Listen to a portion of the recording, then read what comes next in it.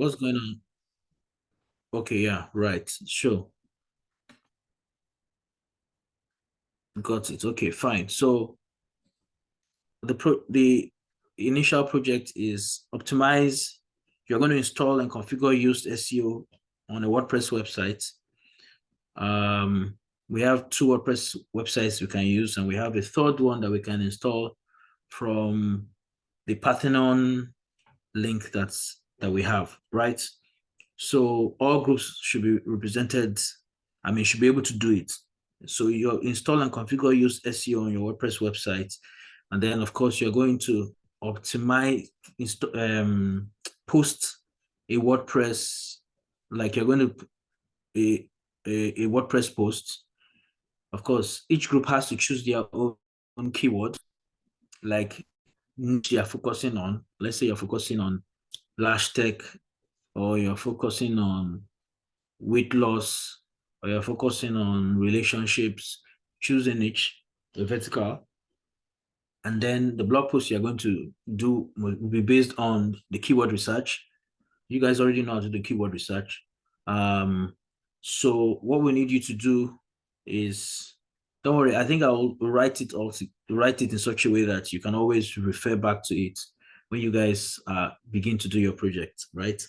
So one is the installation of that used plugin. That means you're working on a WordPress website. Two, you're going to do that keyword research based on the vertical that you have chosen, be it relationships, or I can assign if you want. If you prefer, I assign. But if you want, I think you have the liberty to also choose. It might be something, a business that you guys already have, or one of you have, so you can choose that. So you would do your keyword research based on that vertical, and then you would choose your WordPress post based on your keyword research. You will give us later on, we'll check why you chose that particular keyword to use for your WordPress for your post. So after you've done your post, I mean a real post. As a matter of fact, a post that is 1,000 words. So your headline, that is your title, and your sub headlines will all be SEO rich. So we're expecting keywords inside them that have been pulled from your keyword research. So we don't want too much of your own ideas. We want it to be data-driven, fact-based. So once you finish doing that post, come back to your used SEO and optimize that post for Google. Are we good?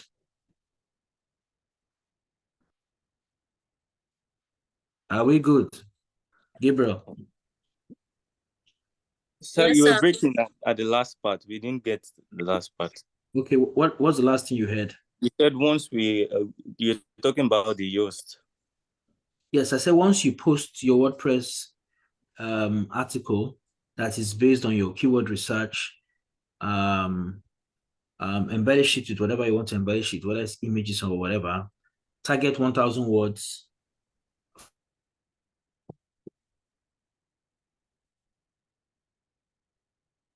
What I mean optimize is that, so I'm referring to your permalinks, I'm referring to your headings. Okay. And then I'm thinking whether to add this last one or not. All right, let's set it up. So here's the project. After we've done all that, I want you to install Google Sitekit on that site, on that website. Are we together? Is it too much? I don't think it's too much. Excuse, sir, good morning, sir. You said we should Gucci, install, okay. we should install yes. that statement. I didn't get it. I said install Google Sitekit. Were you in the class when I taught this, Ugochi?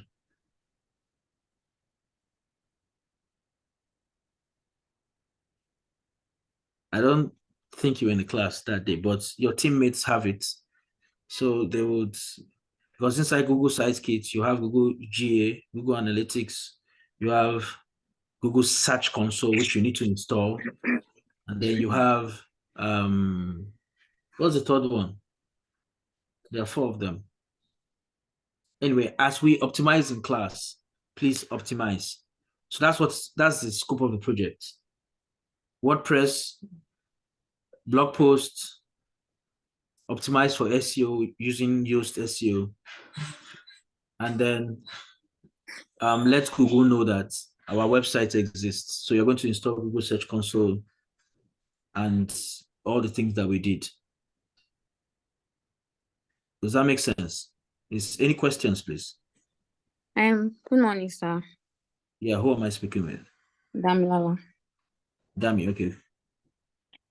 According to the assignment, you said I just want to be sure if I get the question right. So you said we should install and configure a Yoast SEO on a WordPress website. Yes. Then we should create a blog post on it by using a keyword research. And then the blog post should not be more than 1,000 words, right? At least 1,000 words. At least 1,000 words. And then we should make sure that the title, headline, subtitles are SEO rich. Yes. It's based So on we should SEO. also Yes. It's based on your research, sir. yes. All right, sir. So we should also install a Google Site Kit to optimize the website. Correct. All right. Thank you so much, sir. All right, sir. I like the confidence that my students are demonstrating. All right, beautiful. Thank you very much. So what niche, okay, no, your team may need to meet and decide what niches you guys are going to Sir, focus on. another thing is that, are we going to have a subgroup or just 9 in a group work on one WordPress? Ask your question again, please. I said, are we going to have a subgroup? Because in each group, we have 9 candidates in a group. Yes, one group has more than 9 candidates, but yeah. So you're Okay, asking, so do you need if to create there's this? going to be a subgroup in the group? Well, it all depends on you guys, but generally, I think that is why, according to Michael, I close usually at 2 so that you guys can have time to converse on your projects and work on your projects. Oh, best, sir. Yes, so you guys can like put heads together and work on your project. And of course, if you have any challenge, you can still ask me questions. But I think you made notes when we demonstrated these things. Yes. And when we're doing the keyword research too, you guys were there. We've used so many we've used so many tools. I'll even show you one today too as well. Yes, sir. So today we go into SEM. Who knows what SEM is? Somebody asked me yesterday.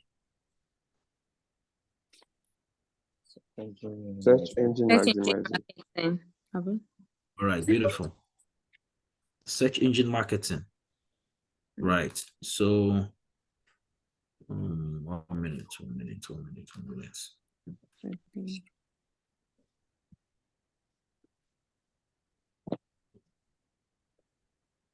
Okay, I need to move this to another screen. So I have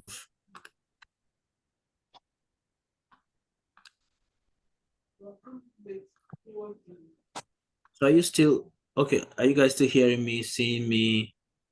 Yes, sir. Okay, good. Yes, sir. I'm working with different screens here, so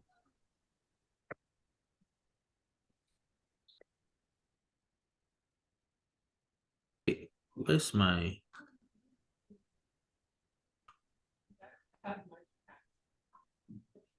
screen 2? Okay, 1 minute.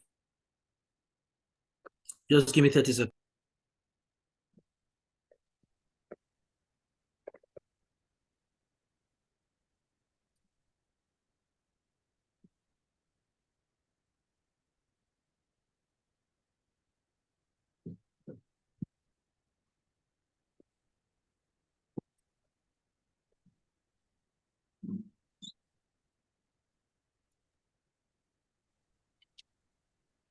Okay, because of the Oh my.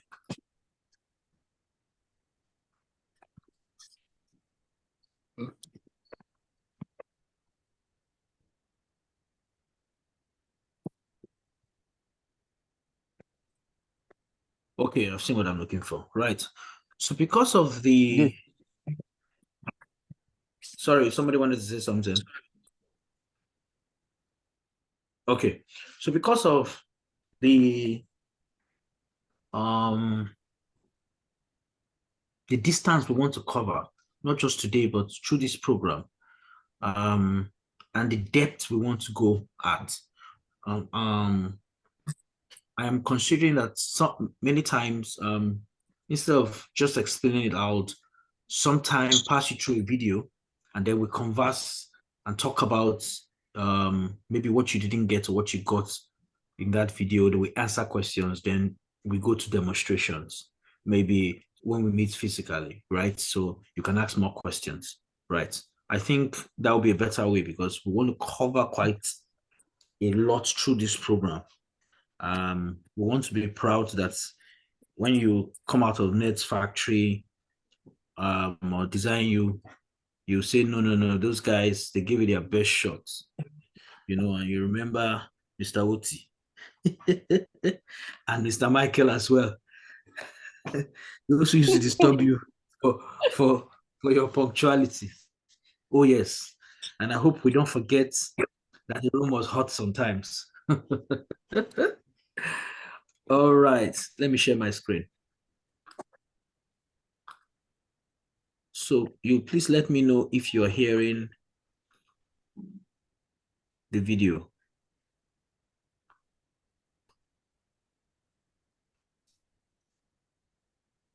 Okay, you can see a video, right? Yes, sir. Okay, wonderful. So before what we're going to talk about is search engine marketing, which is paid. And as usual, every video that I play for you, I will always share with you. So and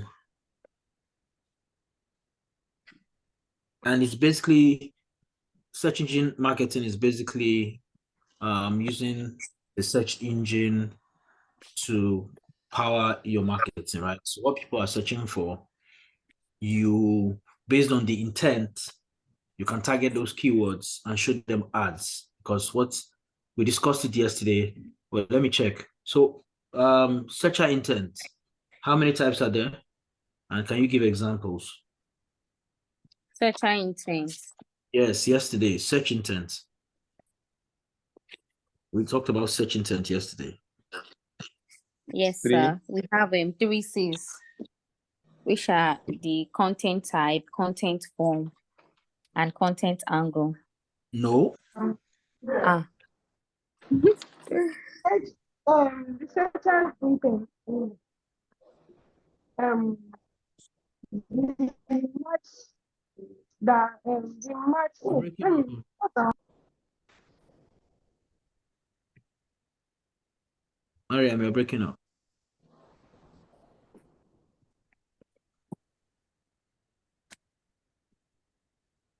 You said the searcher intent yesterday. You spoke about Search intent. keyword SEO.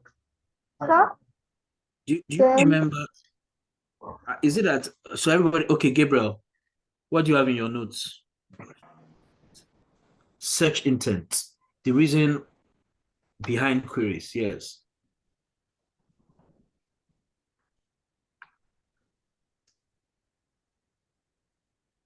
I hope people are not just copying notes. no, sir. Okay. So how many types are there? How many categories? How many? 3, sir. 3. 3. No. Oh, sir, is it the keywords group that you're talking about that we have It's 4? keywords we're talking about now. Anybody Okay, who's yes, we searching have in informational, navigational, commercial, investigation, and transactional. so there are 4 of them. Yes, sir. And can you give examples of search intent words?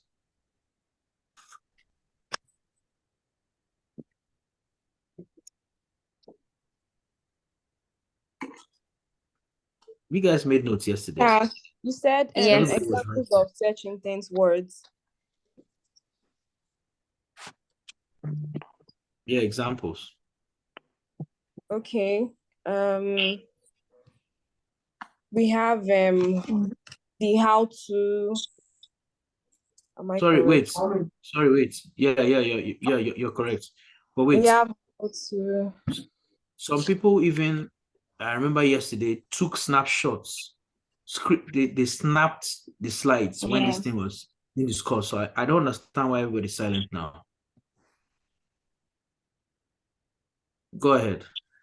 Okay, we have how to. We have best or top 10. What examples are you giving now? Examples of informational search Yes. intent, right? Yes. Okay. Yes. We have why.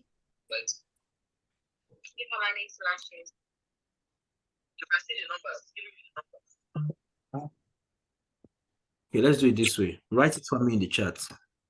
Okay. I will call names. So since Disu, can you write 3 examples of informational search intent? Yeah. Who is there again? Praise. I want you to write 3 examples of transactional, intent keywords. In the chat. We say we have informational, we have transactional. What else do we have? Navigational. Navigational. Commercial. Yes. Mm. Yeah, commercial is like transactional too. So can I have examples? Put it in the chat. Because you see, everything we're learning is building on top of each other. If you don't understand keywords and the intent behind the keywords, then how would you understand how to do ads to target people who are ready to buy? Okay.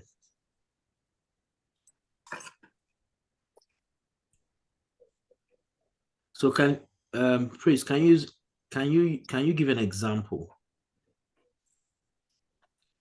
Like a real life example that somebody said, Rachel, where's Rachel? Okay, sir. I'm here, sir. Rachel, please, can you give an example of a search in your niche, in your own business, that somebody will do, a keyword search that you know this person is ready to buy? And so you can target that keyword and show them an ad. Can you give an example? Okay.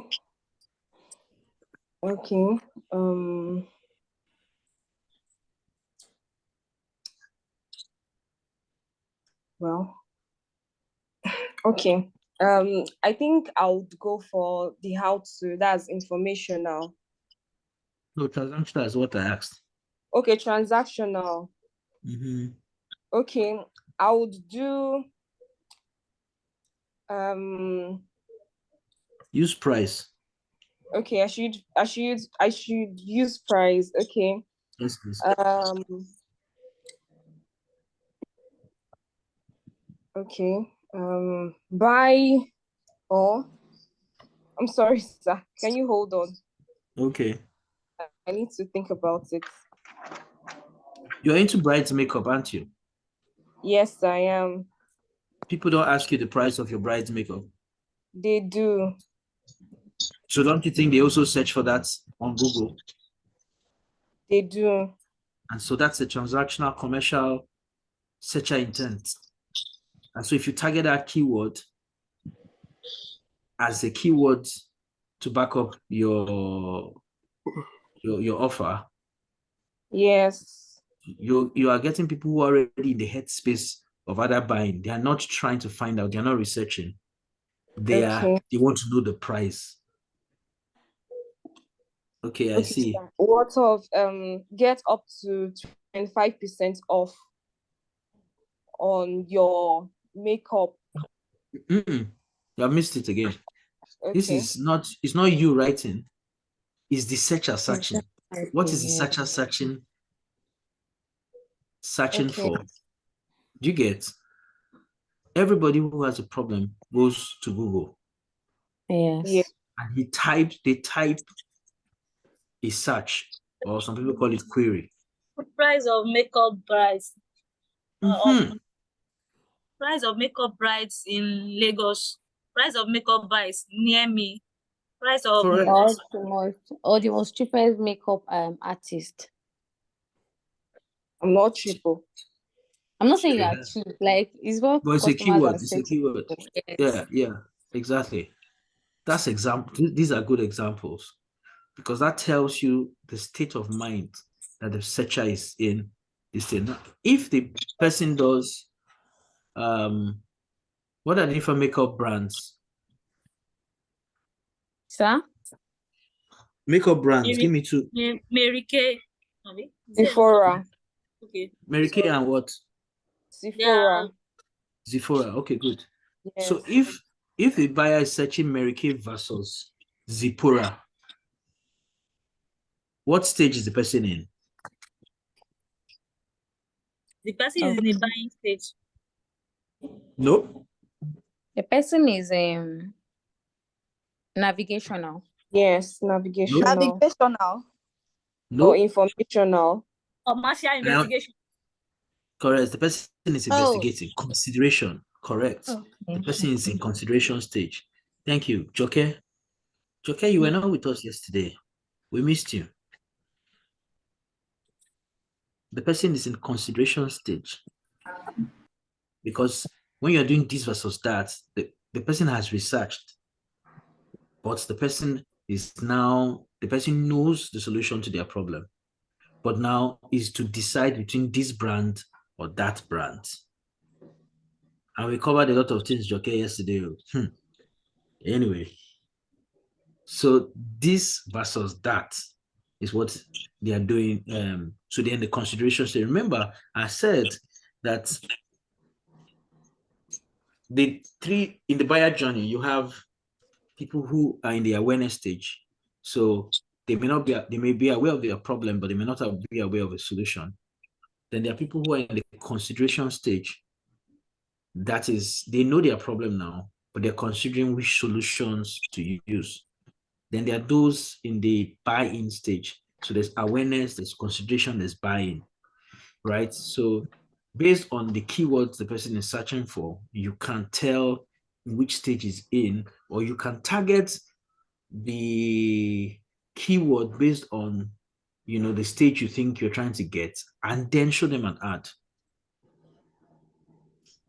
Am I confusing anybody? No, sir. No, sir. It's clear. So, right. So, and I advised yesterday, if you remember, that when you're doing your ads, or if you're writing your content, your SEO content, it's better to start targeting them from the awareness stage. Sometimes you can even, not awareness stage, consideration stage. But if you want to play the long game, you start from the awareness stage. Reason being that by the time it's time to buy from you, because it is you who has been giving them the information in little bits and bytes, and people don't do business except they like you, they know you, and they trust you. The LKT, like, know, and trust you. Right? So you use your content, you use your SEO, you use your ads to build like, know, and trust. That's why you see people who continue to show you ads. You will see an ad maybe 10, 20 times. In your mind, you're like, I'm going to buy this thing, I'm going to buy this product. Maybe I'm too busy, but I'm going to buy this product. Why? Familiarity. People, we love familiarity. So that's why the saying goes, the devil we know is better than the angel we don't know. I don't agree with the statement, but that's where the statement is rooted. Nigeria will continue to choose the evil politicians that we have because those are the ones who have stepped up and have been in the face of people for as long as it's possible. Where are all the good ones? Only one just stood up recently, and I don't even know if he's really good, but the young people were ready to back him up, Peter Obi. But if they have young people like that who continue to stand up and continue to show up, familiarity will be born, and then people will plug in. All right. Any questions so far? Can I go on? Yes, sir. All right. I want to verify that you're hearing the audio I'm playing. Did you hear? Yes. No, I'm not hearing you. That's serious. So, okay, the person who heard, what did you hear?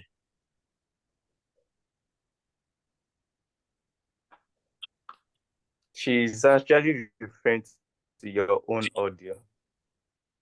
Oh, really?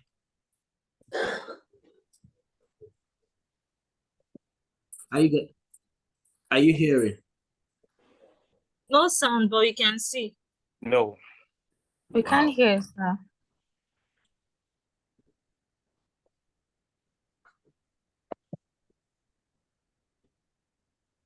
I know there's supposed to be a setting that. Let me see if I can find it.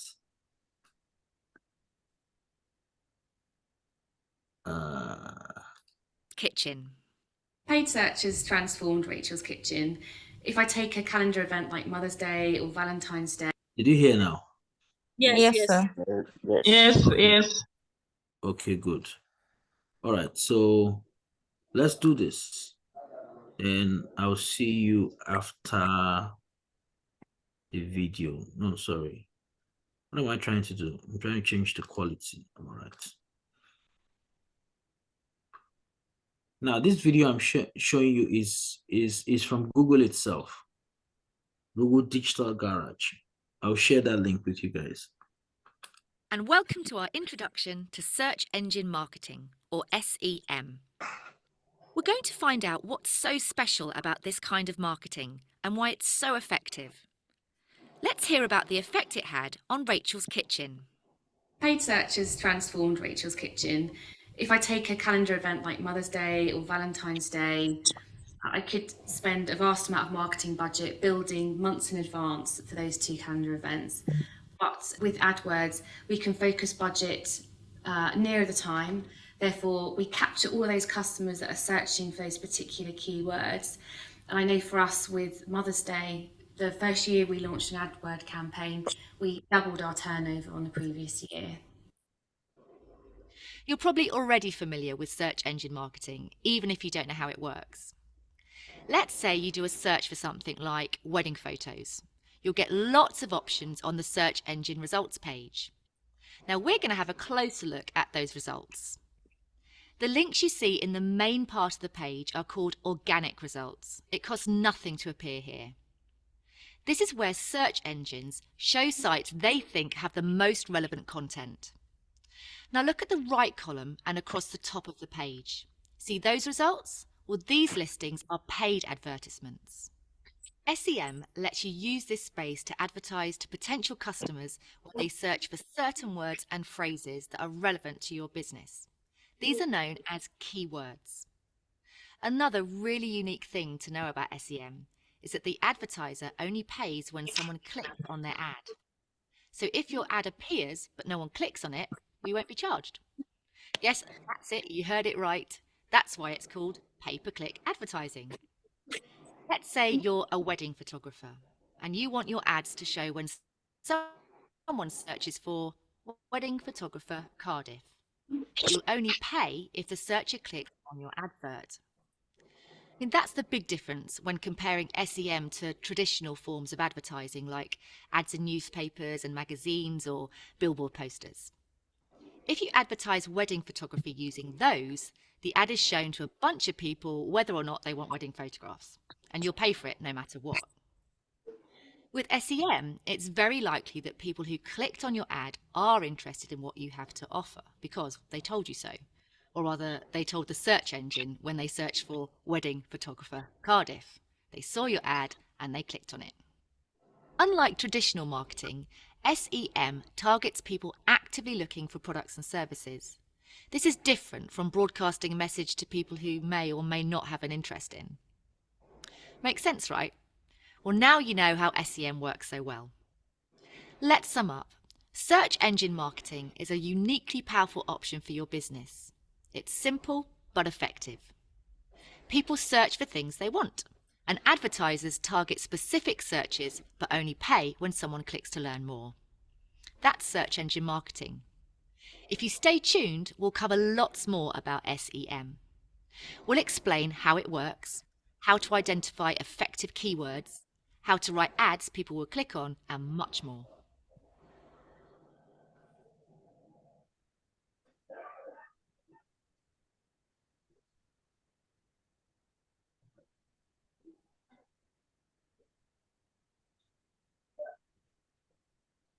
Any questions? Yes. Okay, go ahead. All right, thank you, sir. I want to ask, search engine marketing and SEO, they look very, very similar. So what is the difference between both of them? Because what she explained still look like it's SEO we're doing. So Yeah, because today we're doing search engine marketing, not SEO. That's actually, I was going to ask if any questions, and if anybody said no questions, that's the exact question I was going to ask. So I'm throwing it to the class.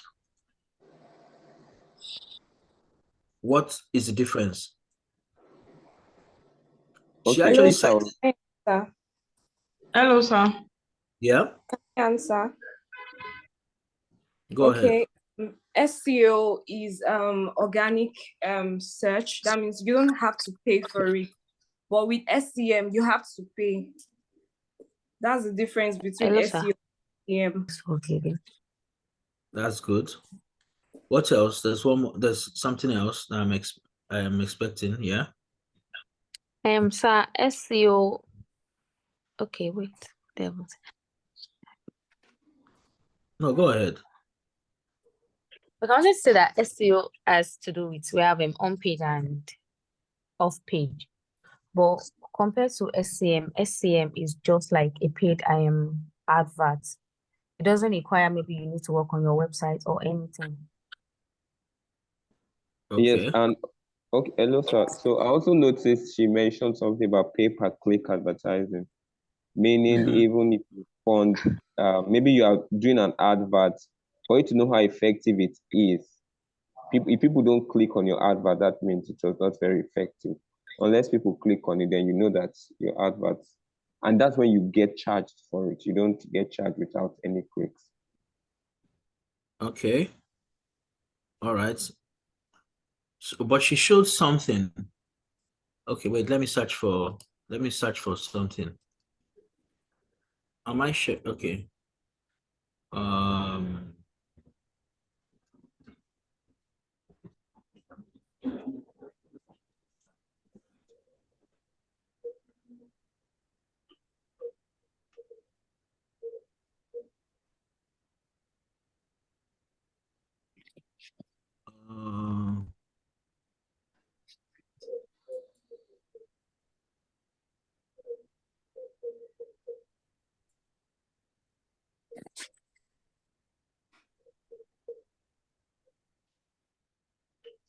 he showed something on her screen. I don't know if you noticed when she was trying to contrast. I'm trying to replicate it here, but I'm not seeing it.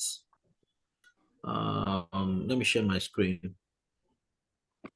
And if for any reason you are hearing a baby sound in the background, that's my.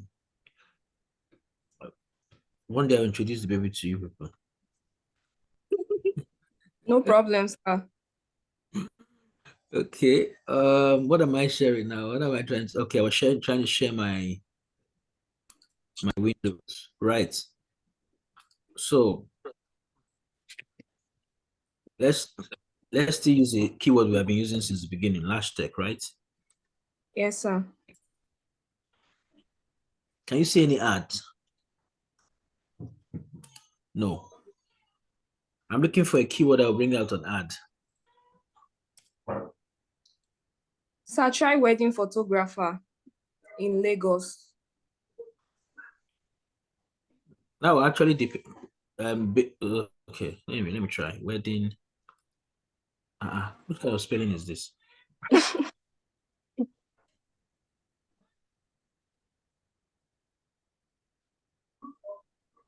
There are no paid ads here. Yeah, there are no paid ads there, but you can see local SEO kicks in. Yes. So if there was any photographer in our midst, that's a big advantage right there because you have nobody competing with. Wait, let me check.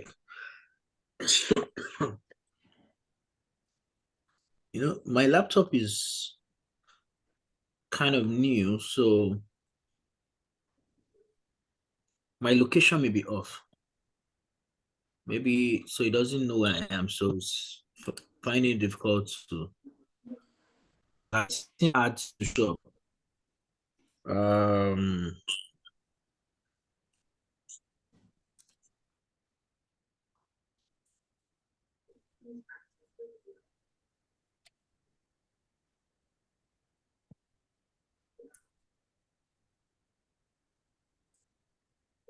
don't know. Somebody give me some keywords. There's still no ads here.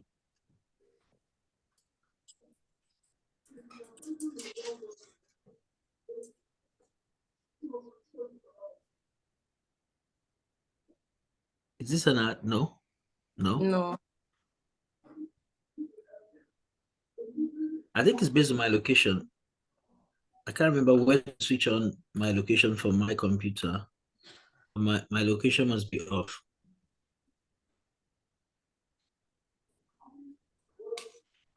Let me see. Anyway, okay, the other way we can simulate this is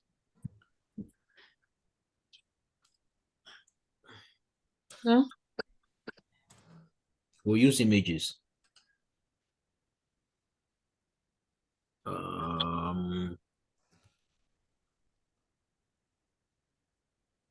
Can I suggest one keyword? Yes, we've been waiting for suggestions. Okay. How to floss your teeth. How to floss your teeth. Your teeth. So you're assuming that dentists are using, Nigerian dentists are doing ads. I doubt it. It's just not. It's not their thing. Comfort suggested real estate. Okay. It's true. We're doing that too. So what should I? Best house in Lekki. That's article. That is not. But you Affordable guys property.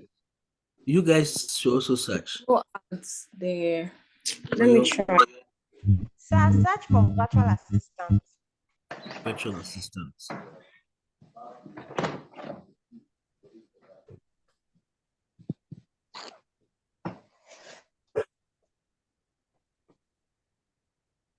Well, I'm asking you guys to search because I think my location is switched off.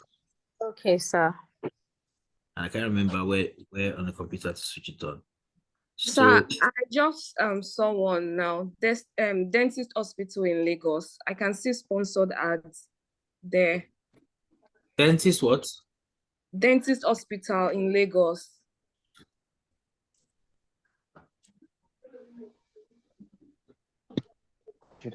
So you guys can see that mine is not showing. The reason why is because my location is off.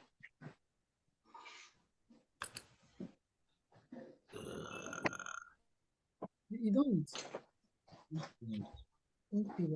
Location is off. There are sponsored ads there. Yeah, yours is showing because your location is on. The reason why mine is not showing is my location is off. So Okay. that's why I'm having a challenge. But that's the idea. So SEO happens all this place. Please.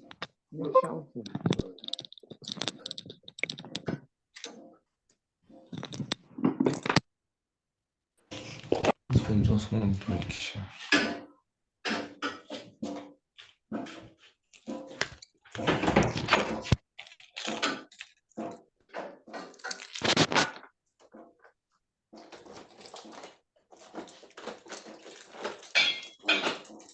If your background is noisy, please switch off your mic. If you're doing things with pots and pans,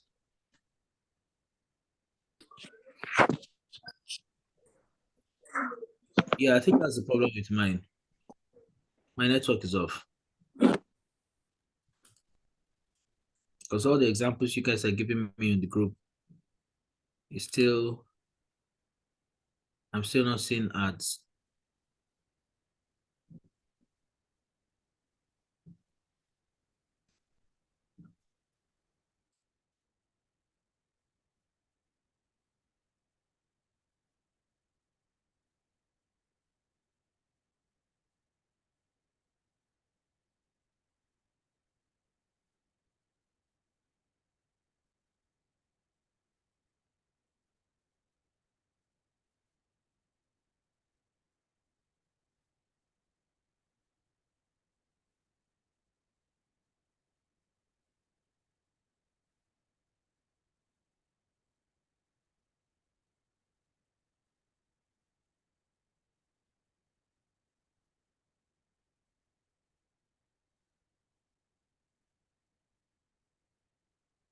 All right.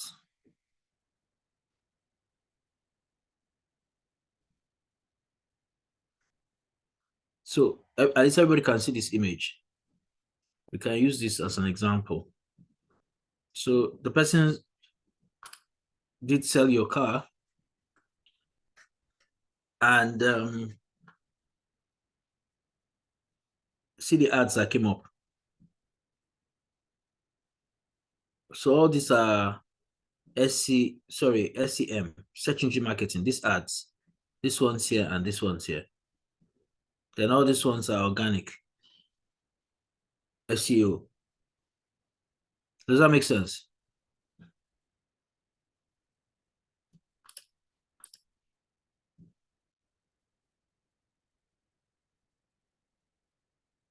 Okay, good. Okay, somebody say it doesn't make sense. What is the challenge?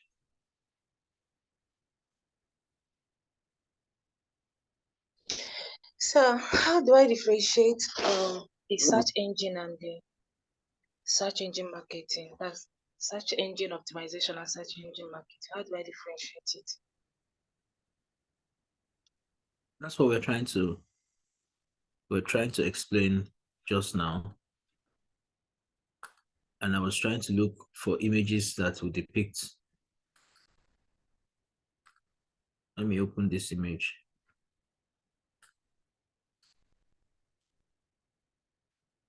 Have you done a search for something before and you saw ads that appeared on top and to the side? You see something like sponsored links. Sponsored links. Have you done that before? This is search engine marketing. Then these ones that we do with our WordPress, with our posts, with articles, is search engine optimization. This is SEO. This is SEM.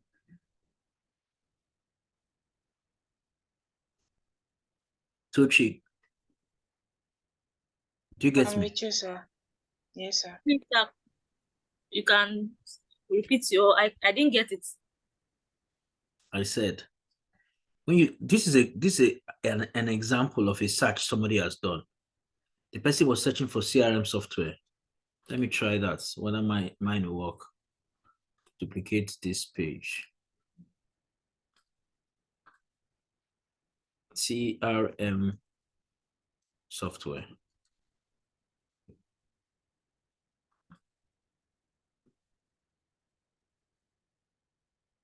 I'm sure my location is off. But I'm sure if you search for it, it will come on. It will come on, right? So when you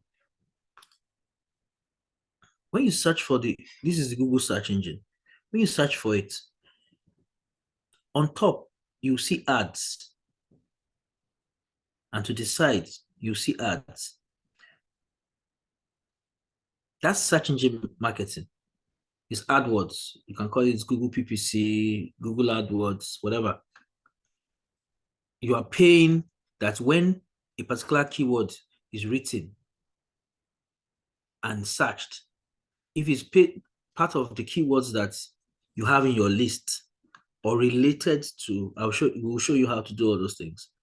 It should show your ad here. Abosede, did you get it?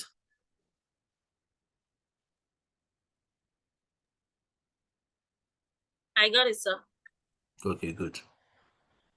Any other questions? Any confusion? So I want to ask, it might be like different from what you're just teaching us now, but it's Hi. partly part of it. Hey.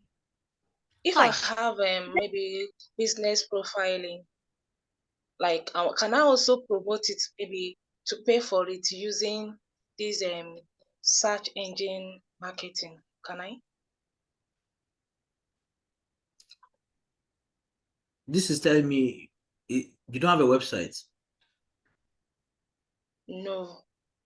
Okay, that's why you're doing that. Well, I'm sure you can. I'm sure you can.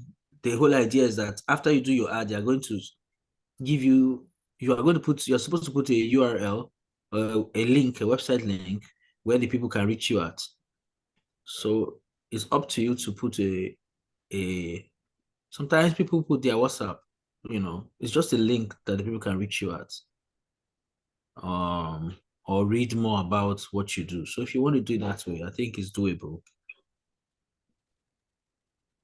It's doable. Okay, are we good? Because I want to show you the next video.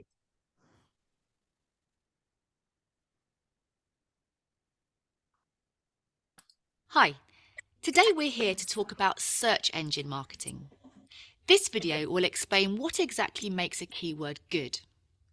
We're also going to touch on 3 important factors to consider when choosing keywords. These are relevance, traffic, and competition.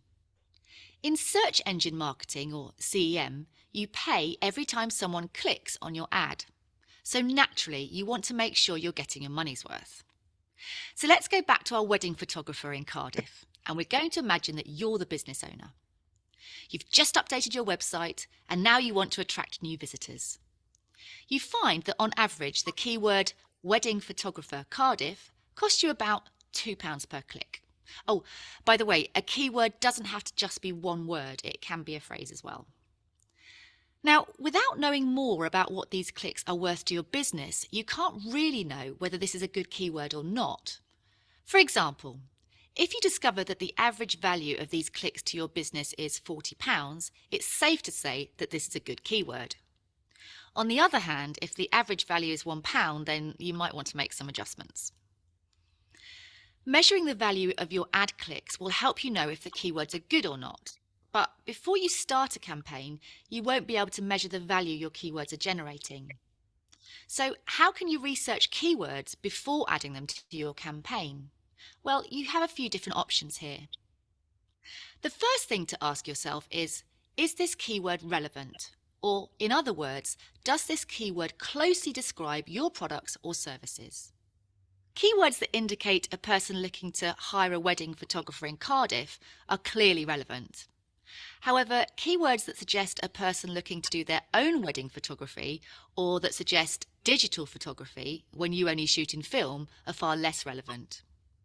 Try to focus on keywords that are relevant to your business and you'll have more success going forward.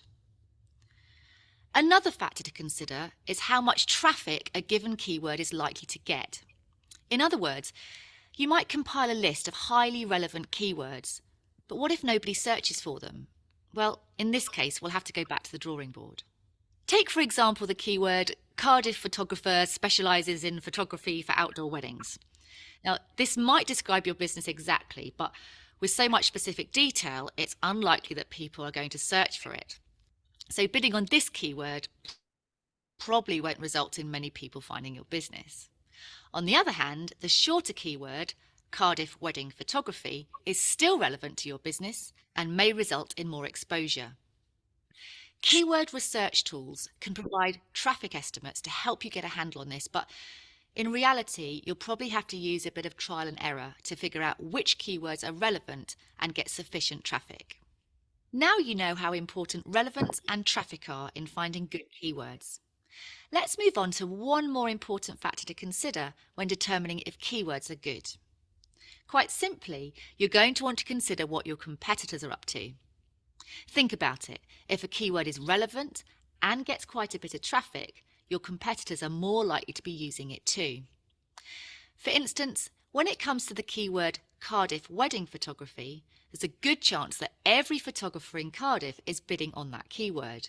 This doesn't mean that you shouldn't include it, but you should look for keywords where the relevance and traffic is high and the competition relatively low.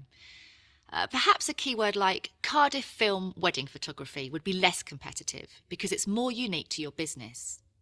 So when you're thinking about which keywords you want to include in your ad campaigns, you're going to want to remember relevance, traffic potential, and competition. It's a bit of a balancing act, but weighing these three factors can set your ad campaign off to the right start. Be sure to monitor your keywords closely. If you do, you'll quickly learn about what's working, and then you can make adjustments as you move forward. Hey, have you ever noticed when you search for something online that most of the adverts that you see in the search results look similar?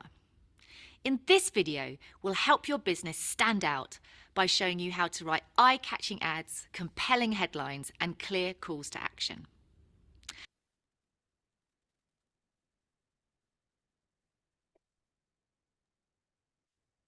All right, people, before we go on, so because I want to make sure that you're getting the right news. So she asked how to know what keyword is relevant for you. And what did you get from that?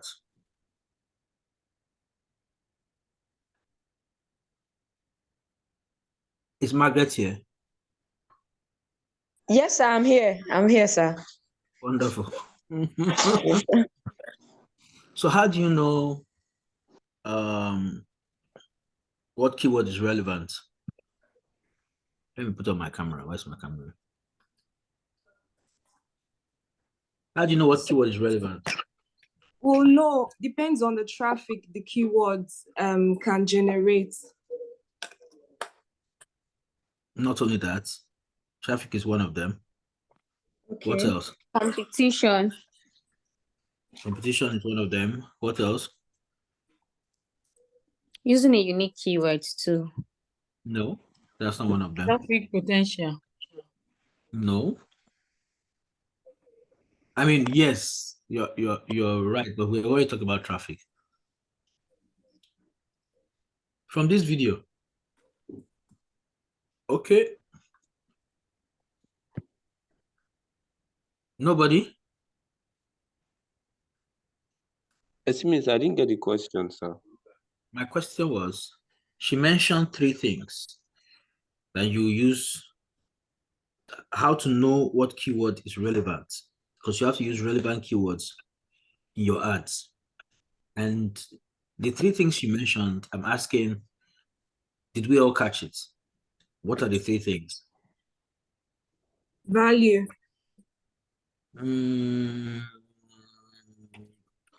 No, that's not what she mentioned. Sir, she mentioned we should check if the keyword is relevant to our business before we use it. So relevancy. What else did she say? We talk about we should also check if competitors has used it. So in case if our competitors use that same keywords, we should look for a unique word that will make our own keyword stand out from our competitors.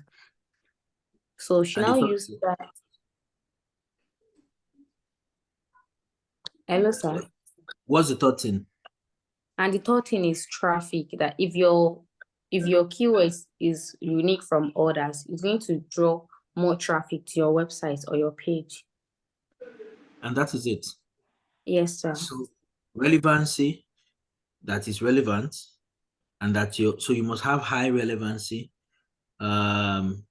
It must have high traffic and low competition.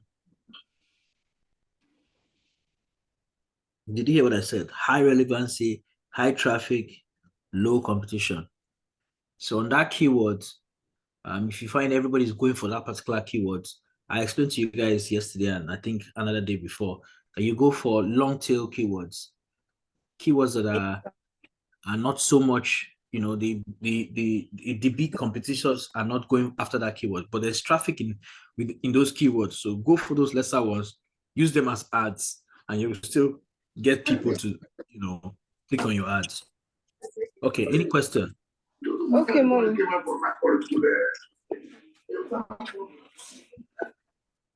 Yeah, any question? Okay, good.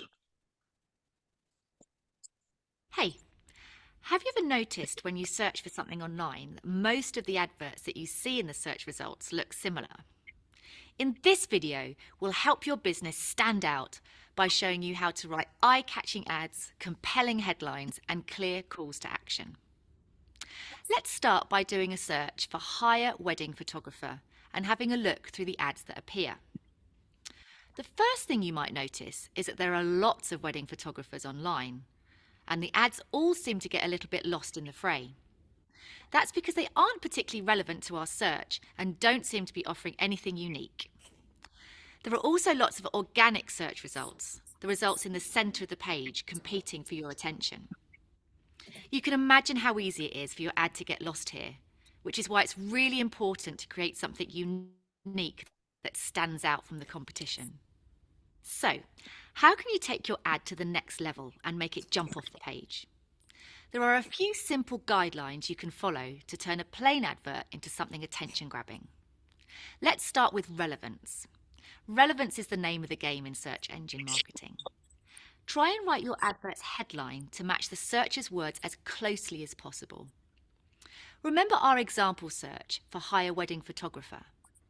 If you want to be sure to show up in search results for that search, just use the ad's headline, hire wedding photographer. Now, when someone searches for this keyword, your advert will perfectly match what they're searching for. So what other ways can you make your advert stand out from the crowd? How about some kind of unique timely offer or promotion? If you're running a sale or have a special benefit the customers can take advantage of, well, that's a really easy way to attract attention. Let's take your first description line, which said photos for all weddings, and update it with a special offer. How about this? Get 25% off your photo collage. This already looks a lot more exciting and gives the customer a clear reason to visit your website. Similarly, you could try something like free shipping on purchases over £25. Finally, you'll want a strong, clear call to action in your advert. In other words, tell visitors what you want them to do when they get to your site. You could say, browse our portfolio, or buy, or make a reservation. Research shows that people respond when you direct them to do something specific. It's a good idea to include this as the second line of your advert, so the searcher knows exactly what to do after they click on your ad. Let's say your advert's call to action is book online today. That's all right, but it's not very exciting. Let's try something a little bit more compelling. How about view our wedding photo gallery? This is much better. It tells the customer what they should do when they visit your website. And it also reinforces the fact that your business is highly relevant to the customer's need because you've got a wide selection of wedding photography. Right, now let's go back to our original advert to compare the before and after. It looks better, doesn't it? The advert's new headline is far more relevant to the search.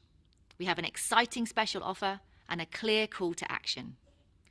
This new advert is much more likely to attract customers to your website. So, what have we learned? Using a few simple guidelines can help your advert stand out from the competition. First, you want to customize your advert headline to the search. Then include a special or timely offer. And finally, give a compelling call to action. These techniques can help improve your ads across the board.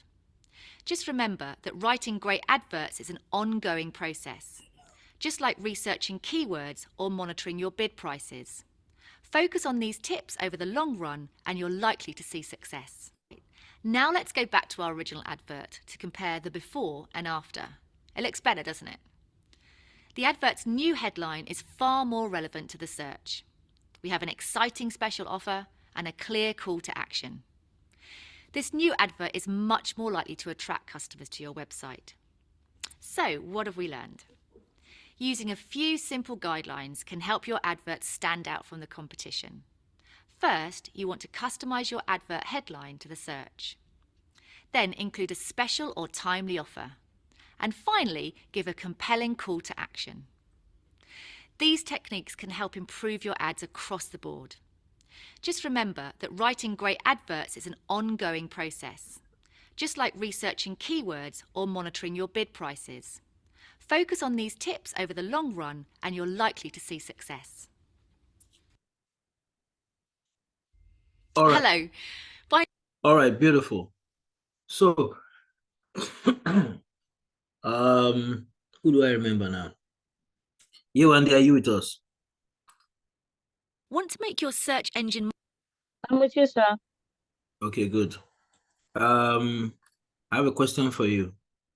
One, is it overwhelming? Are you still...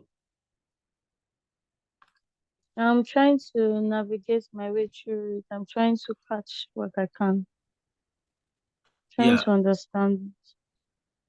Okay. All right. Pere, are you with us? Yes, I am, sir. I am here. Okay, great.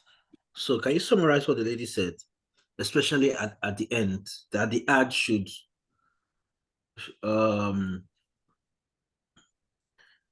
you should customize the headline to the search keyword.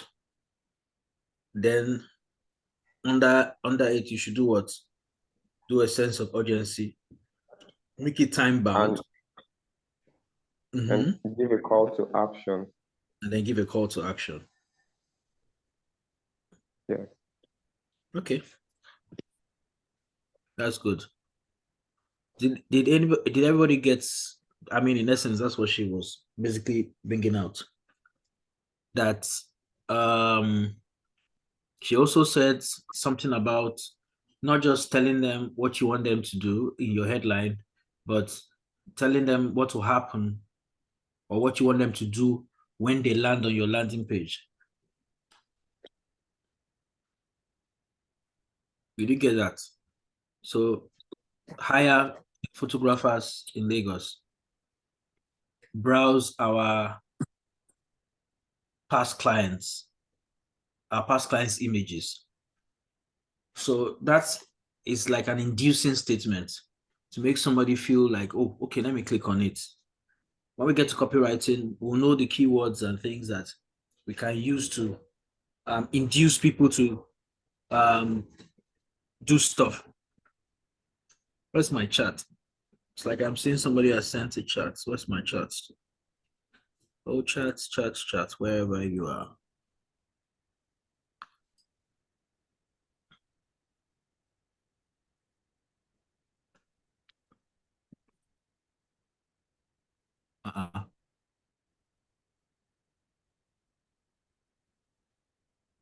All right, I see it. You can customize your advert headline to the search, add a lead magnet, an exciting special offer, a precise call to action, and a timely offer. Beautiful. All right, Joke is on point. She's on fire today. Okay, that's a good one. So if you didn't get it, please write this, what she wrote, because that is like, that captures everything. Joke, have you done a Google PPC ad before?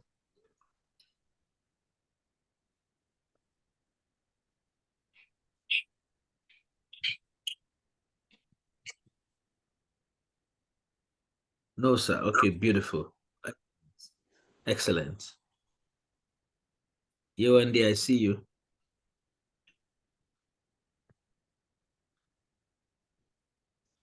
All right. Now I want you guys to watch no.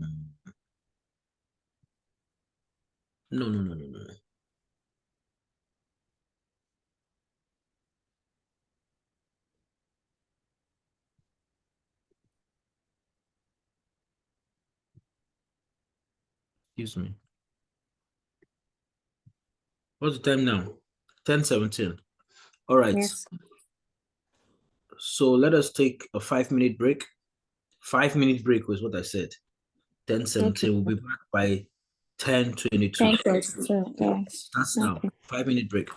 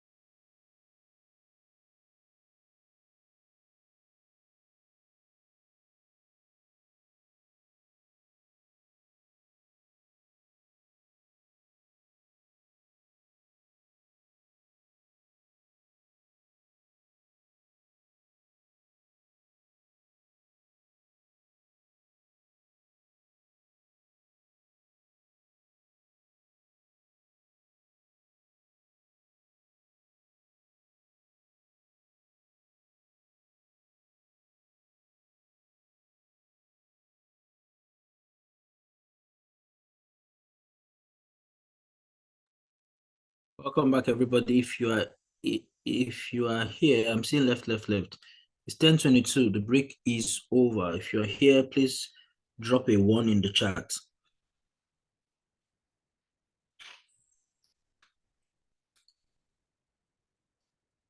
Yeah, and yeah, drop a 1. Only one person is here. 2, 3, 4. And it is 1 I say you should drop, but not I'm here.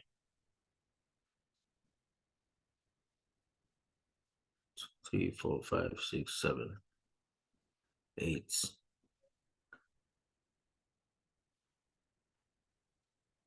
9.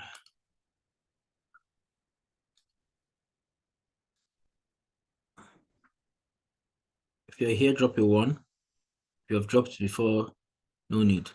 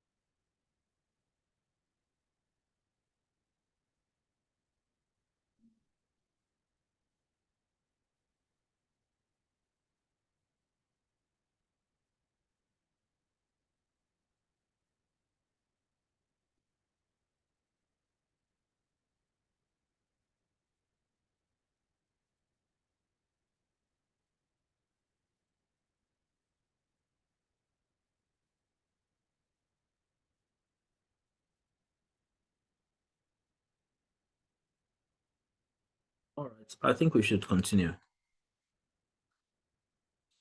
All right, so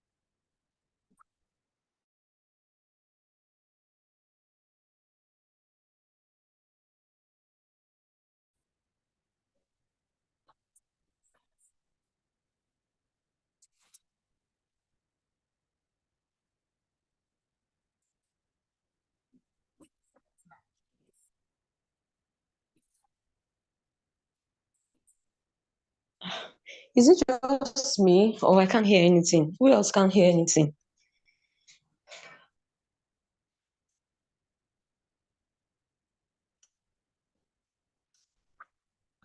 People answer now.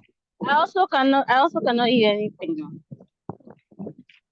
Are you guys telling me that for the past 4 minutes, in the video, that you could not hear anything? Everybody. Yes, everybody. No, sir, I Yes, could not hear sir. anything. I couldn't hear anything too. But that's not right now. Immediately the thing starts and you're not hearing.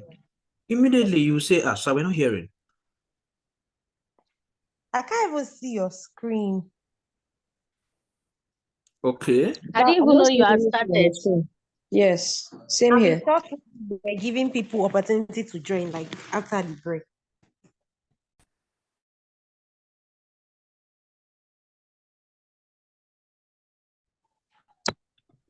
But oh, wait.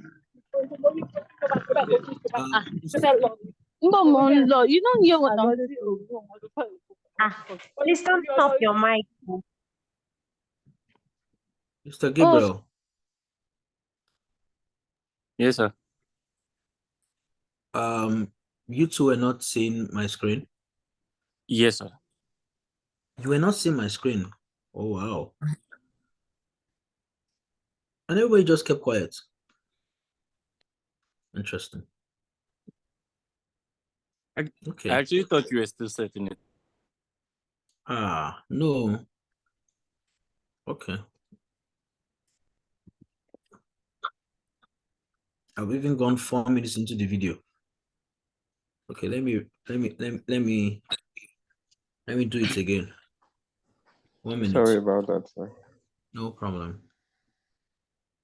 Once you guys notice something, ask questions so that I don't waste your time and you don't waste mine too. Okay.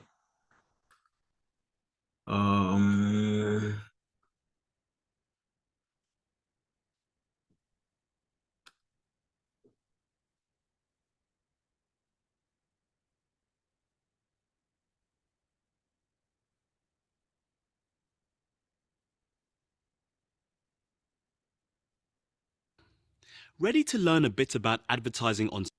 Are you hearing? Let me be sure. Yes, sir. Yes, sir. Okay. Search engines? We'll cover how advertising or learn a bit... Hey there. Ready to learn a bit about advertising on search engines? We'll cover how advertising on search engines works. That's called SEM, or Search Engine Marketing. We'll explain why it's so effective and how businesses compete to show ads. It was really interesting when it came to ads, what works and what doesn't. I came from a background of TV where I thought maybe it was a good idea to trade on the career I'd had. When people are searching for example, a wedding speechwriter, they're looking specifically for someone who can solve that problem. I was looking at the ad performance, which ads were working and the click-through rate. The ones that were working well were the ones that were servicing a specific need. And I saw that first by running an ad which was titled Last Minute Panic. And that started getting lots of hits because suddenly I'm advertising something that a lot of people are searching for. And they need to see that in the ad and believe in the ad in a split second. So I had to make them a lot more specific and a lot more believable as well. Imagine you live in the Cotswolds and you're out running errands and you're desperate for a coffee. You pull out your mobile and search Coffee Shop Cotswolds. Now you have a page full of options to consider. Every section on the page, the map, the ads, and the search results presents various options, and there's quite a few. Some of these results are selected by the search engine's organic formula. These pages are considered the most relevant web pages that the search engine can find for this search query. The other sections are ads. If you compare the ads you see to those in print magazines, you might notice one big difference. Every ad is for a coffee shop. You don't see ads that are for unrelated things, and, interestingly enough, the adverts seem quite similar to the organic results. This is by design, and it's what makes paid search advertising so effective. A search engine's most important job is to show people the results they are looking for, and this extends to the ads. The ads you see complement the search results page with the ultimate goal of helping a searcher find what they're looking for. So, how exactly does search engine advertising work? There are several models. Let's take a look at one popular option, the text ads you see on a search engine results page. Every time somebody searches, advertisers compete for the opportunity to display ads. It happens in milliseconds, and the searcher won't see the details, only the winners, which are the ads that appear on the page. To decide which ad wins, search engines look at two different factors. These are the bid and the quality. The bid is the maximum amount an advertiser is willing to pay for a click on an ad. If someone clicks on the ad, the advertiser is charged an amount equal to, or sometimes less than, the bid. So, if an advertiser bids £2 for a keyword, that's the most they would pay for a single ad click. If an ad shows on the page but nobody clicks, it doesn't cost the advertiser anything at all. Ideally, bids correspond to the value of the keywords to the business, but the amount is up to each advertiser. Some advertisers may be willing to bid 50 pence for a keyword. Others may be willing to bid £10. Bid averages vary industry by industry and keyword by keyword. Bids are important, but so is quality. Winning the auction doesn't always hinge on having the highest bid. Search engines reward ads and keywords with strong relevance to the search. In fact, it's possible that relevant ads can win higher spots on the search results page even with lower bids. In some cases, no matter how high a bid, a search engine will not display the ad if it's irrelevant. So, in a nutshell, paid ads offer another way to promote your products and services on search engine results pages. With a search advertising campaign that's well constructed, you can reach customers at the very moment they're looking for what you offer. Want to learn more about SEM? Check out our videos on search advertising.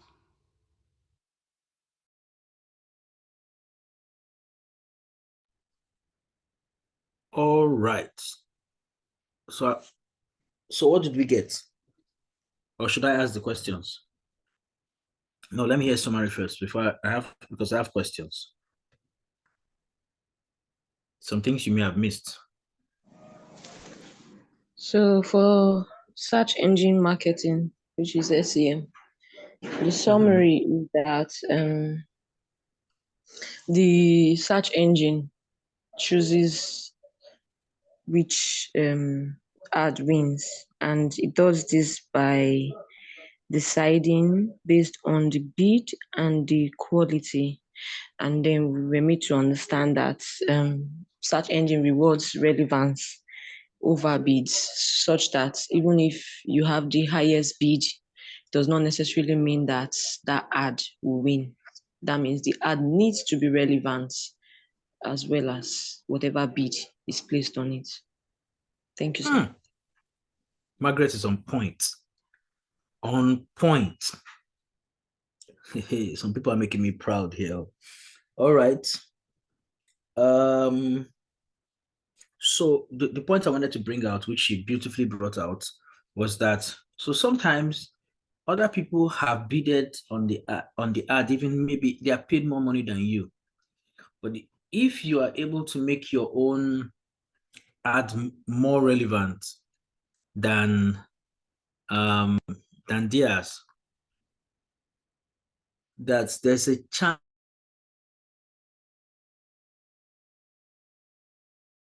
up. Because the question is, those ads that show up when people search, there's something that makes one number one, something that makes one number two, something that makes one number three. And that's what they're trying to explain to us, that it's based on the price, the bid price, and it's also based on the quality or the relevancy of the ads that you have created to the person's search. Now, they also said that that keywords prices and well, the keyword price varies from industry to industry and from keyword to keyword, the price. So a very good example I can give you now is that I know that abroad that anything that has to do with finance, credit card, insurance, those keywords are crazy high.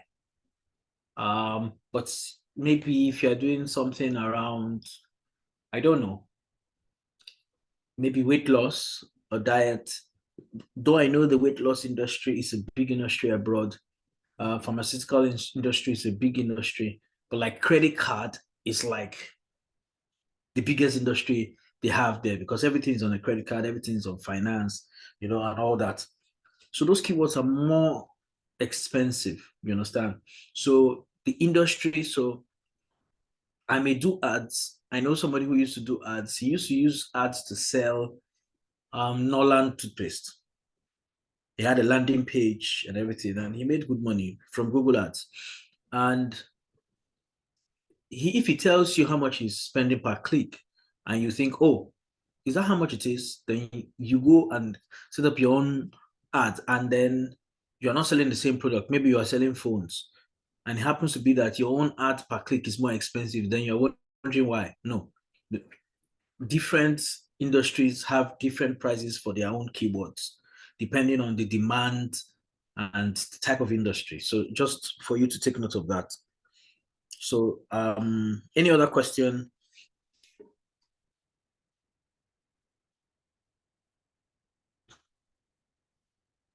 I Yes. have a question, sir. Okay. Let's take Nuruddin first. Okay. Nuruddin's audio is giving us problem. Okay. Pere. Okay, thank you, sir. So my question is, talking about bid and ads per click. When you say bid and you pay for a keyword, does that mean you have to pay? Is it the payment, like maybe you fund an ad account, then you use it to run the ad, or you the selected keywords that you want to work with, you have to pay for those specific keywords? Because now you mentioned something about if the other person's keyword is more expensive. So I want to understand what that means. And earlier in the video before now, find the product. then in the video before now, she said something about when your ad does not get clicked, you don't get charged. Is that a disadvantage? I want to know. No. Your idea is that, for example, in Facebook, if your ad gets shown and people saw it, they will charge you, right? And this one is the ad got shown, but they didn't click it. So we're not charging you. The moment they click, that's why it's PPC, pay per click. Okay. Yes, it's pay per click, right? So your first question was about the bids, right? Yeah. So let's say all of us are in what industry? So you're into computers. Let's just say you're a tech man like me. You're into digital marketing, right? And two of us are optimizing for the same keyword, digital marketing, right? That anybody who types digital marketing in the search this in, they should show our ads. Now, you decide you have available for it is maybe 500 naira per, for that keyword. For the same digital marketing, I say, okay, I'm willing to pay 200 naira for it. You are paying 500 naira for it. As in, because it's an auction. In an auction, there isn't a set price. There's a starting price, right? And then we can auction, like if you watched all those movies, somebody wants to buy a car, they'll say the car is going for maybe 1 million, Any 1.5, 1.5, 1.5, anybody going to take it? Then somebody raised their hand. They said 1.5. Is anybody going to take it? 1.5, 1.5, going once, going twice. Another person raised their hand. They said 2 million. Okay, 2 million there. Anybody planning to go for 2 million, 2 million, 2 million? And going once, going twice, going 3 times, it is 2 million. And then the person pays 2 million and gets it. So it's something similar. It's that kind of principle they are using here. But in particular, this is that you don't know what the other people are bidding for your keyword. You know the basic price for that keyword, but then you don't know what people are going to bid for it. So somebody may come in here and say, you paid 500 naira, he wants to pay 2,000 naira for that keyword. So to balance it such that it's not just those who pay the most money that gets the top spots, Google also has added another criteria to decide who gets to the top. And that criteria is relevancy. Relevancy to the search that the person searched. Are we together? So that search and the amount of money that was paid, you understand? And that's why Margaret told us that sometimes if your ad is very relevant, right? And maybe your money may even be smaller than somebody who paid more than you, but that person's ad copy is not relevant. It's not as relevant as yours. Yours may still win in the bid. Do you understand? But if all of you are at the same level, same score, then the person who paid more than you, of course, will win. So they are saying that even if you don't have plenty money, make sure that your ads is really, really relevant to the keyword that you are searching for. And there's a likelihood your own ad will show up. Does that explain it for you? Yes, it does. Thank you. Okay, good. Any other question?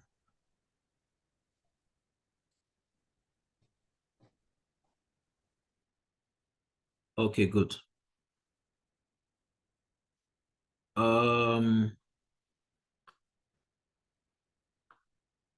Okay, so I can go on.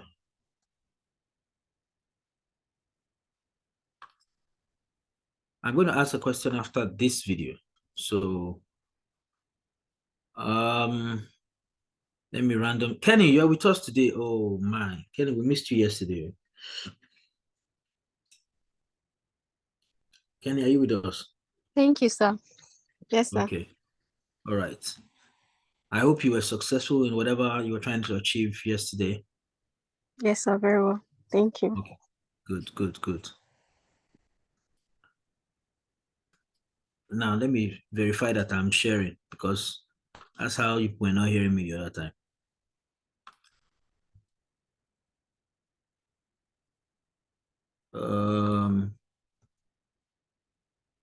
Want to make your search engine marketing efforts even more successful? In this video, we'll be exploring a feature called keyword match types and learning about how using different match types can increase your control over which searches trigger your ads. But first, let's hear from Adrian on his experience with keyword match types. I had a few key challenges when I started running paid search, and that was managing a budget and understanding the very basics of how it worked. I was very worried about budget, and I had my keywords on a broad match. So when you've got them on the ads, you can do exact match, broad match, phrase match. I had them on broad match, which pretty much anyone could type in anything to do with best man. I got rinsed straight away, and all my budget went. And I was having to top up the daily budget because I could see that I was getting inquiries, but my budget was spent. So I learned very quickly, just very simply, to keep things conservative to start with, and made all my keywords on an exact match. And that's not as disastrous as it sounds, because it sounds like I'm limiting my options. But if you've got best man speech and you keep that on an exact match, you've still got 22,000 people searching for it. And it just means that you can be a lot more effective with your daily budget. Did you know that search engines might also show your ads when people search for other terms you didn't specifically choose? That's because search engines can show your ads when people search for variations of your keywords. This is called broad matching.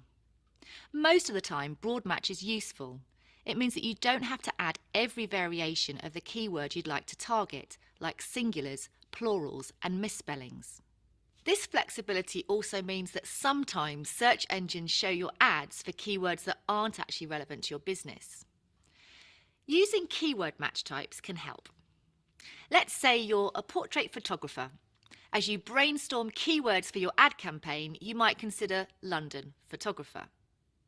If you include this keyword, a search for London photographer could trigger one of your ads, even though the person making the search might not be looking for exactly what you're offering. What if they're actually looking to buy prints of photographs of the City of London, or someone to photograph an event in London, or do a magazine commercial shoot in London?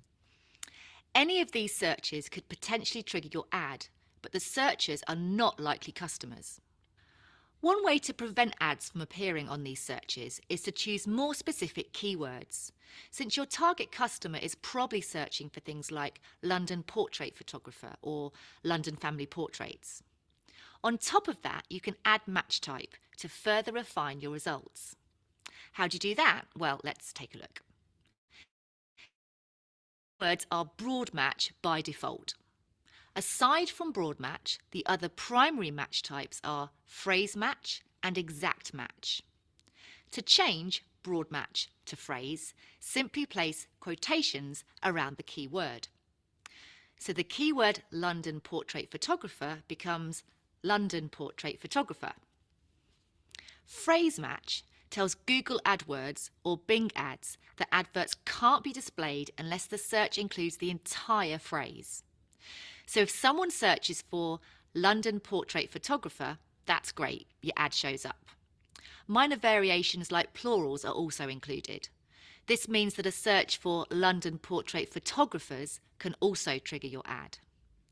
But if someone searches for a more generic London photographer, your ad won't show up because the word portrait is missing.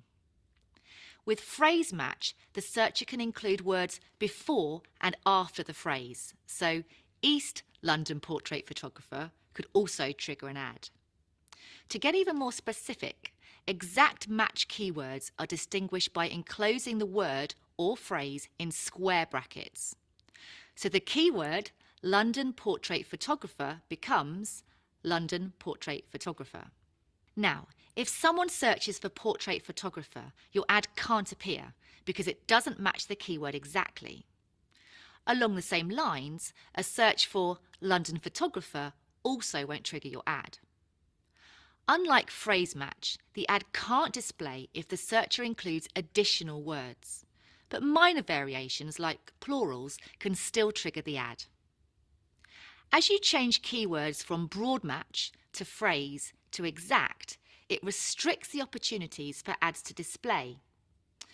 Your best bet is to try to find a match type balance, allowing ads to show to likely prospects, but blocking ads when you think success is unlikely.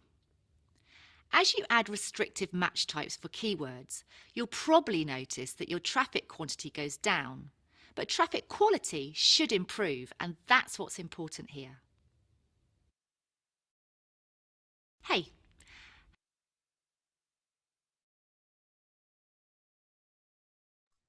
All right, good to go. All right, summary. Kenny, can you summarize for us? Your understanding. Then I ask questions.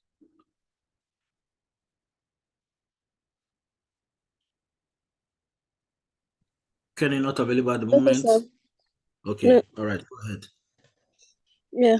So I think it's kind of saying talking about keyword search and telling us the types, the broad, the the exact, and the phrase type. So it's saying that it's very possible that your keyword your ads pops up if, for example, broad type of broad search, if you use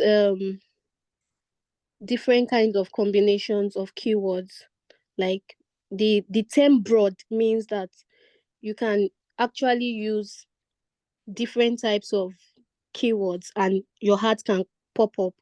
But for the exact, I can't really remember what the symbol is. I think it's a bracket or colon.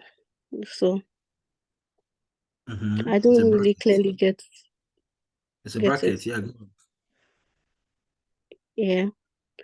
So I think she used an example of London photographer and then London portrait photographer. If you don't include the portrait, your ad might not pop up. Yeah. Okay, great.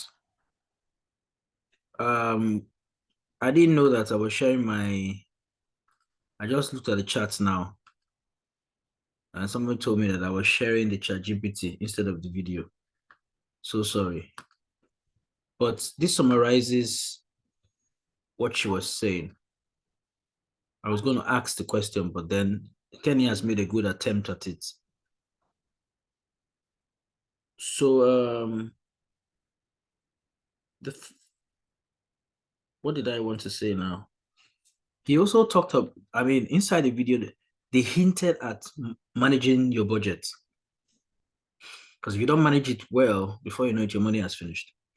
Right? So, and of course, you want to do ads that give you better return on investment.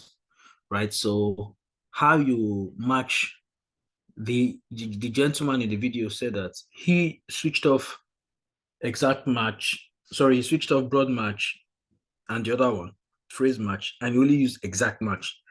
Even though it looked like it brought down the search, the number of people that are going to see his ads, but the quality of response was higher. So it's something you could try.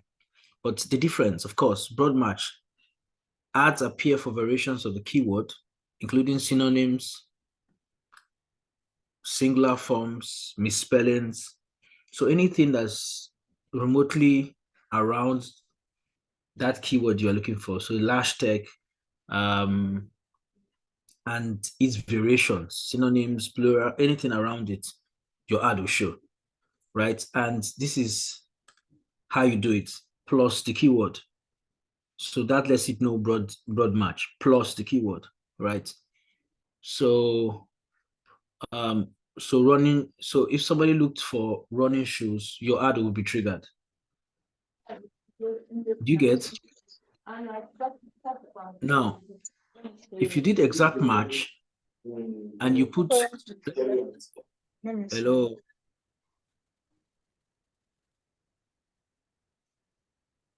we're hearing your voice. So now if you did exact match, let's assume that instead of running shoes, you only have shoes, and the person search for running shoes, your ad will not trigger. Do you understand what I'm saying? Whatever you put inside the bracket is exactly what will show. In this case, the person put running shoes, so the exact match would be if the person searches for running shoes, your ad will be triggered. Phrase match on the other end, when the search term contains the keyword phrase in the exact order with additional words. So for example, Nike running shoes, your keyword will trigger. Running shoes for pregnant women. I don't know if there's a thing like that. Your keyword will trigger. As long as the order in which the phrase is, written, that's how it's, I mean, as long as you have the exact order. So you are saying that anything around this phrase, right? Please show my ad. Just make sure that, and how we do it is we use quotation marks. I will show you an example after we go on break, a live example, right? So a video example, then a live example. So For broad match, this is the symbol we use, plus sign. For exact match, this is the symbol we use, brackets. For phrase match, this is the symbol we use, quotation marks. Is that okay? Let's see examples here. Example keyword, plus shoes. Search term, running shoes. They had to appear because running shoes is a variation of the broad match shoes. So once you put plus, anything that is a variation of that keyword, it will show it. In this case, running shoes shows. Now, if we use exact match, if we're optimizing for this keyword, running shoes, open brackets, close brackets. If somebody searches for running shoes, the ad will appear because the search term exactly matches the exact match keyword running shoes. So it's for exact match. It must be like this, right? Then phrase match. In other words, anything before and after this thing, fine. Just make sure that all these appear the same way I've written them in the same order. So the ad will appear because if somebody searches for best running shoes for men, the ad will appear because the search term contains the phrase running shoes. The exact order specified in the phrase match keyword running shoes. So best running shoes for men will still show up. Okay, do you understand what I have just shared with you? Yes, sir. I have a question, sir. Yeah, go ahead. Sir, will the search engine allow us mix the match, like use more than one? Yes, that's a beautiful question. So what some people do is they mix and match so that they can exclude and include some things to increase the quality of the ad going out. You understand? To be able to exclude some things and include some things. So you can mix and match, yes. And like as the lady said, doing ads is a journey. You're never really there until you are there. So you do one, you take your lessons, you see, oh, this works for me. Next time I'll add this on top of it. Next time you understand, till you really get good with your own market. And you know you have the winning ad formula for your own ad space. You understand? So yeah, that is it, basically. All right, sir. Right, cool. Any other questions?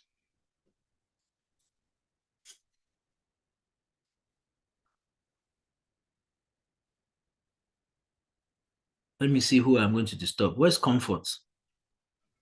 Excuse me, Comfort. sir. Yeah, Perry. Yes, please. Can you repeat these match search options you mentioned? Just maybe a quick one. Which one? I The missed out. video or No, this no, one? no. The explanation with the screen, the text you explained just now. Okay.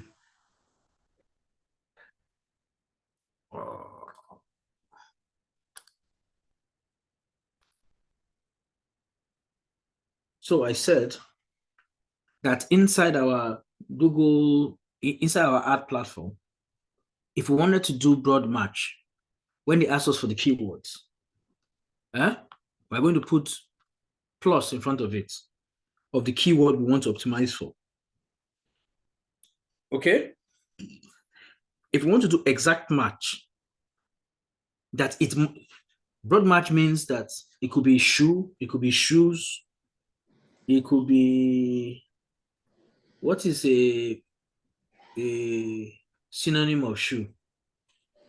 Synonym of shoe. Footwear.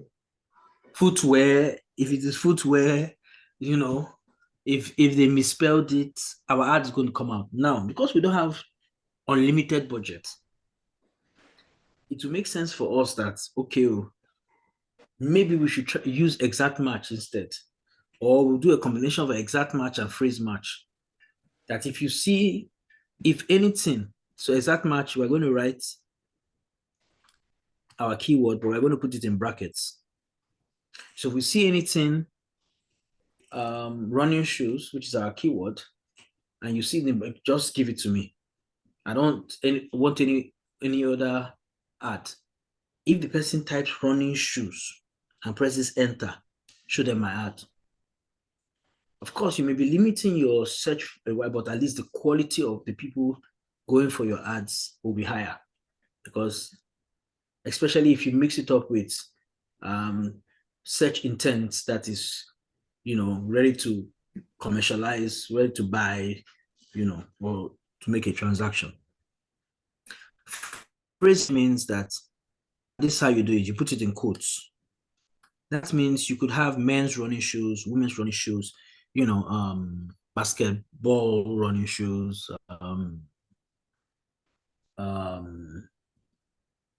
newly married running shoes for children, Kenny type of people, running shoes for Margaret type of people, running shoes for comfort. Like anything before and after, as long as this phrase shows up, it will show, right? So, Parrot, you get it now. Plus is for broad match, bracket is for exact match, quotation mark is for phrase match. And these are the examples of the things that will trigger the ad. Okay, yeah, I do. All right. I have a question, sir. Any more questions? Yeah, go ahead. So I would like you to shed more light on this broad match and phrase match, because it kind of looks the same. Aside from the symbol, though, it kind of looks the same to me, because if you are using the broad match and you're saying that, if the keyword is, sorry, please, can you take it up again? Oh, sorry. If the keyword is shoes, and someone searches for running shoes, it comes up, right? The ad comes up with the broad match. Yes. Okay. So for the phrase match as well. No, before you leave broad match, if the keyword is also footwear, broad match will bring it up. But that won't happen with phrase match. Okay. If the keyword is sandals, broad match will bring up your ad. But phrase match will not bring it up. So that's why what you need to understand here is synonyms, singular forms, plural forms, misspellings, and so on and so on. Let me drill into broad match examples.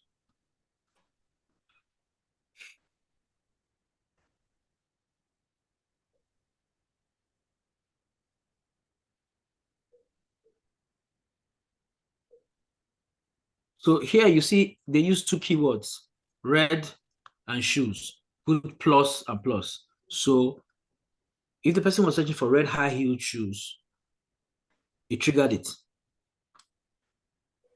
You get? The ad would appear both for red and shoes because both red and shoes are included in the search query. Another shoes in crimson color. Remember, our keyword is what? Red. Is shoes plus shoes and plus red. Red and shoes. Right? So shoes in crimson color, it triggered the ad. There's no red here, but one of the keywords shoes. Right? The ad would appear because shoes is in the query and red is a related term. Interesting. Are you getting? Shoes for prom in different colors. This is what somebody can be searching for, right? The ad would appear because shoes is in the query. We have shoes there. And red is related to shoes because you can have a red shoe. Shoes for sale. The ad will appear because shoes is in the query. And the broad match allows for variations. You get? So except you have a lot of money, it's not the best one to use.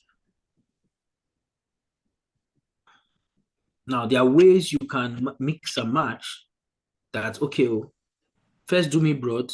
Out of the broad, the people who have seen my ad previously, now do this out of those people. So, of course, there are ways you can combine it. An infinite number of ways you can combine it. Let me humor you by also asking you to do examples of phrase freeze match.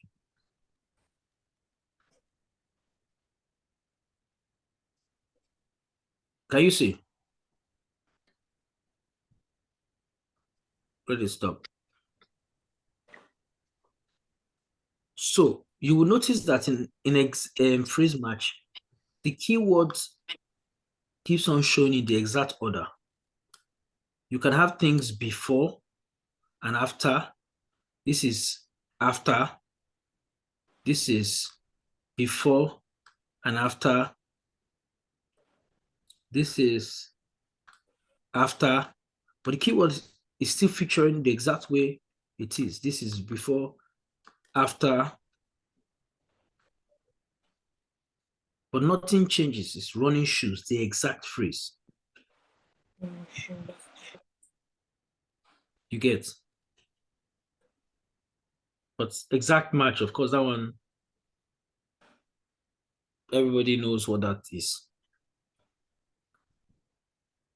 All right, are we good? Yes, sir. Thank you. Okay, any other question?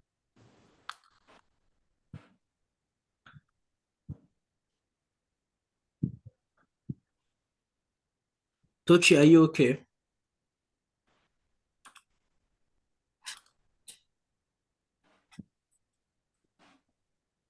Is Tochi okay?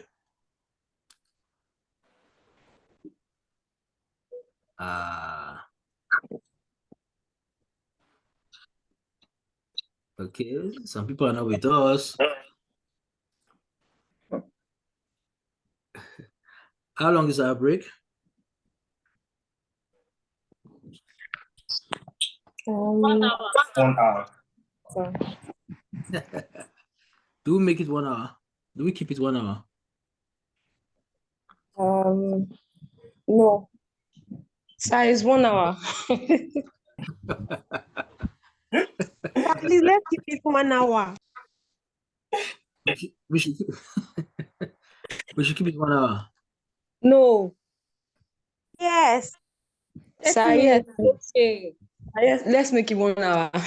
Some of us have not had breakfast, so we Guys, need to make something. we have a lot to cover.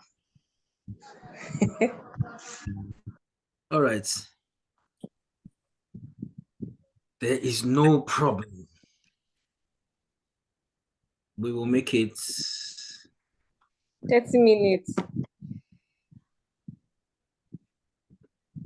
Let's make it 1 hour. It's okay, no problem. Let's be considerate. Okay, sir. Thank you, sir. Wait. How many people are on this call? No. Let's do it. 1 hour is fine. It's okay. All right. You've started sharing. Break time. All right, sir.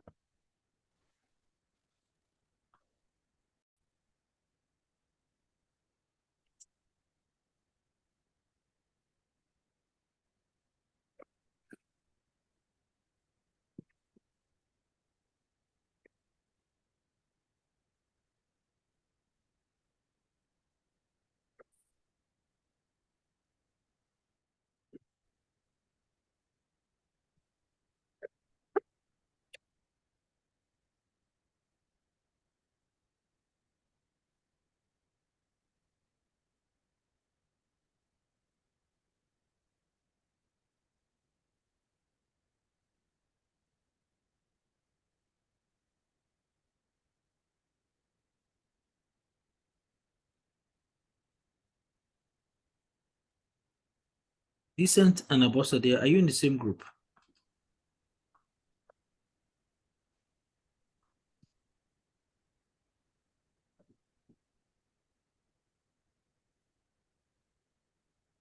I don't know if you heard my question. Decent and Abosade, are you in the same group?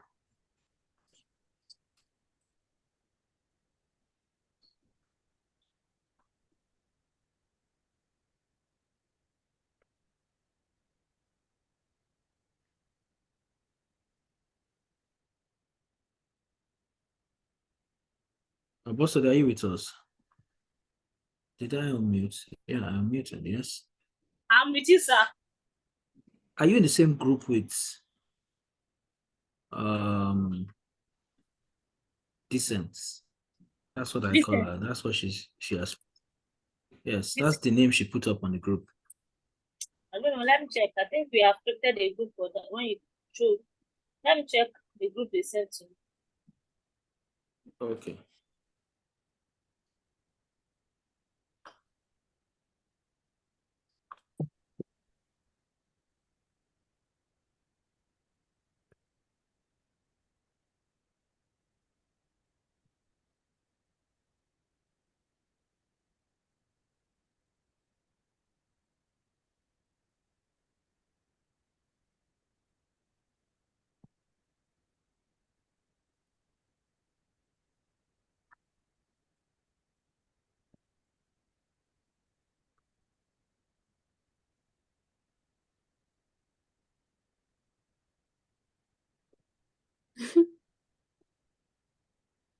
No?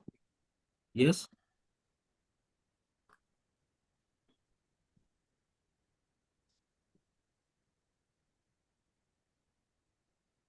Okay.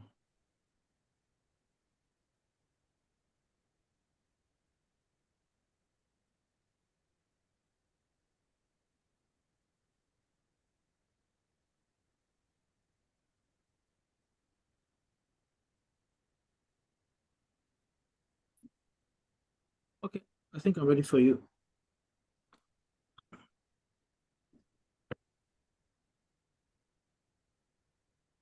So this is their group.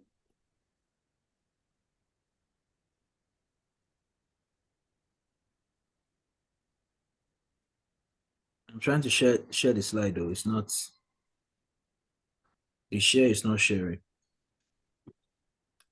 Let me try again. Let me refresh the page.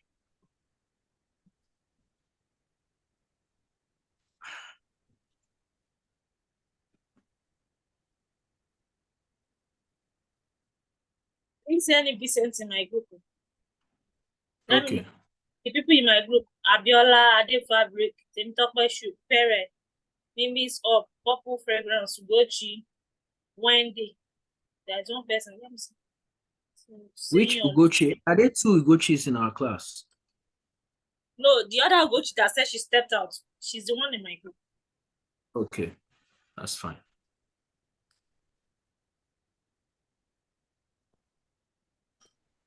Okay, the small chop guy is in my group. It's Small chop. Nuruddin, we'll be looking Yeah. for you. Mary, don't think we have forgotten. No, we said we wanted to see you. We want to be sure you're here.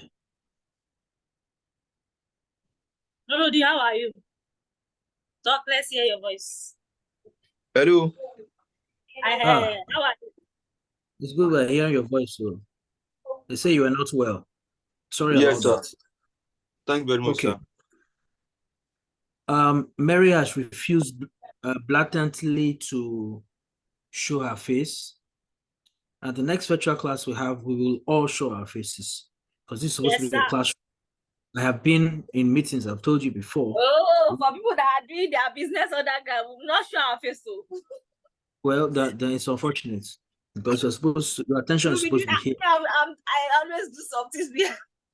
Your attention is supposed to be here. If you're in the classroom, your attention won't be Okay. scattered. Okay, sir. So I've been in meetings, Zoom meetings, where I think I told you guys before, once you put off your camera, before you join, yes, before you join, you would sign that you will keep your camera at least 80 or 90% of the time on. And the moment you do it, somebody is going to reach out to you. If you still do not put on your camera, they'll take you out of the Zoom meeting. All right, let me share my screen. So what I'm going to share with you is like some step-by-step tutorial on Google AdWords, right? Now, Google may change one or two things from time to time in how their structure is set up and everything, but the whole idea is what I want to give you, the idea. So whatever changes, you will know that the idea still remains the same.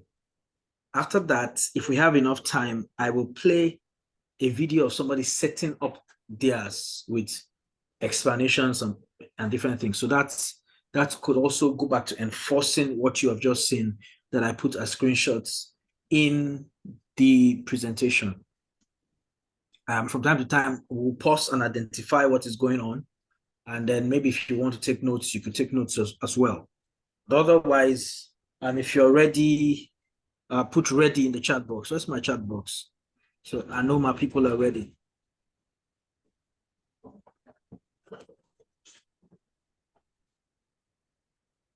Ready. Oh man, I see it raining.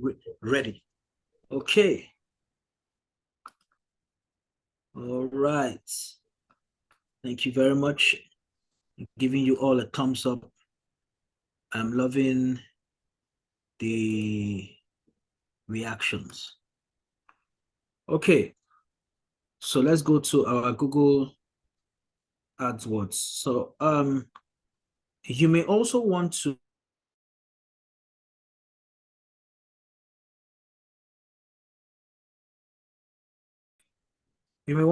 do this along with me, but I think it's best for you to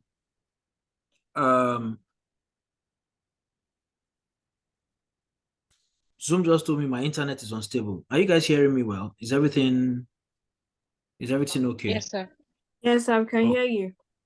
All right, cool. So we're going to go through thank you. We're going to go through the process of setting up a Google ad. And then of course, if you have any questions at the end, that's fine. But we'll show a video as well. So let's go. So the first thing you will need to go to is ads.google.com, right? Ads.google.com. Then let me stop distracting you. Then you'll see something like this. Of course, if it's your first account, if it's your first time, you'll see new Google Ads account or switch Google account. What we're going to click on is new Google Ads account if it's your first time, right? So we click on that. They're going to ask us what do you want to promote, right? They're going to show us something, but that's not what we want. We want, no, that's not what I want you people to see. There's something I want you people to see here. You didn't capture it well.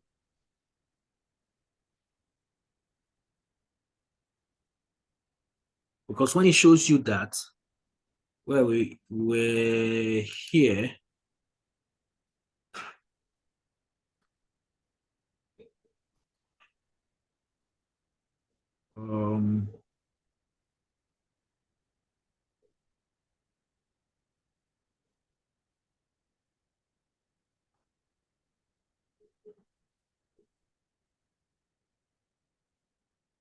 what are you saying now?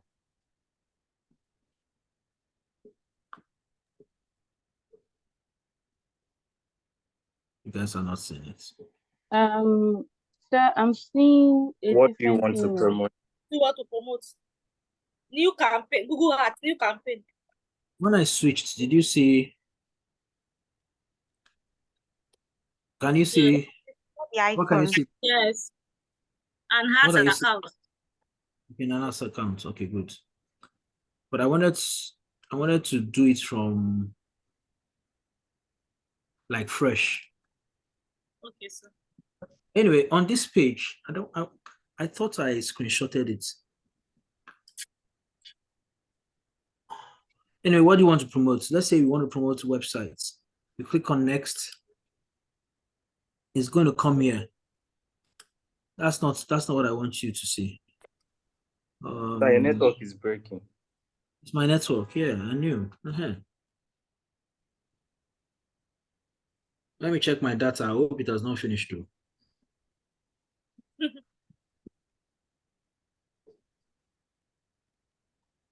Yeah, I think I still have data. Anyway, let's keep trying.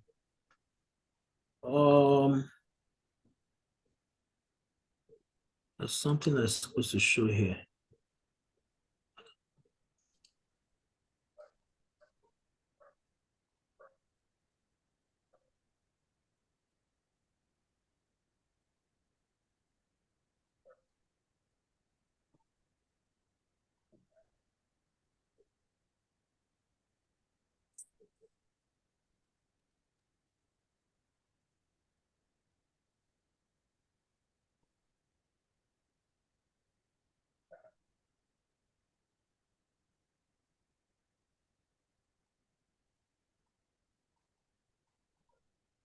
All right, no problem. I obviously didn't capture that screenshot, but you get the idea through here anyway. So go to ads.google.com, choose Google Ads account, and of course, you're going to be looking for what you want. What do you want to promote? Your website, you choose your website, or your business profile. Somebody asked this question. Somebody asked this question. I think it was Ugochi. And of course, you can do that. And then this is what's going to come up. Set the goal that will make this campaign successful for you. Sales, leads. Do you want more sales, or do you want more people to, opt into your funnel? Or do you want traffic, product or brand consideration? For this, we're going to create a campaign without a goal guardians. You get?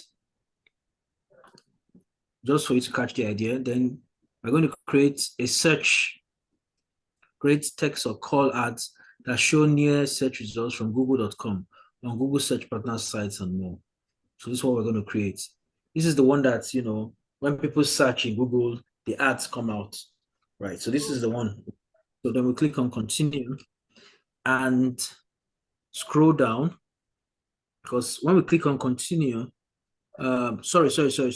When you go back, if you click on search, this will open up, right? Then you click on website visits, because they're going to be optimizing. So what do you want to optimize for? Is it website visits, phone calls, app downloads?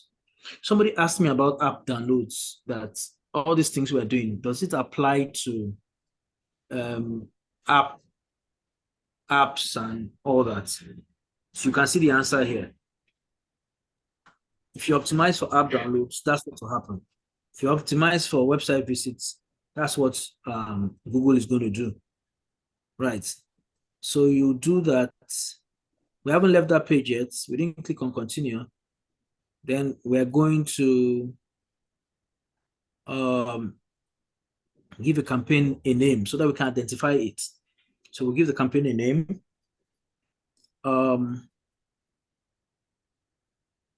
And then we're going to, these places by default are ticked. So you're going to untick them. We don't want it to do search network. We don't want it to include Google display. We just want straight to the search engine, right? Then we click on show more settings. It will allow us to choose the start date and the end date. Make sure to put an end date so that it just doesn't keep on showing you ads until your money will finish. So set a start and an end date, right? And then after, let's say you put your end date as this date, if you want to customize it more, then of course you do the ad schedule.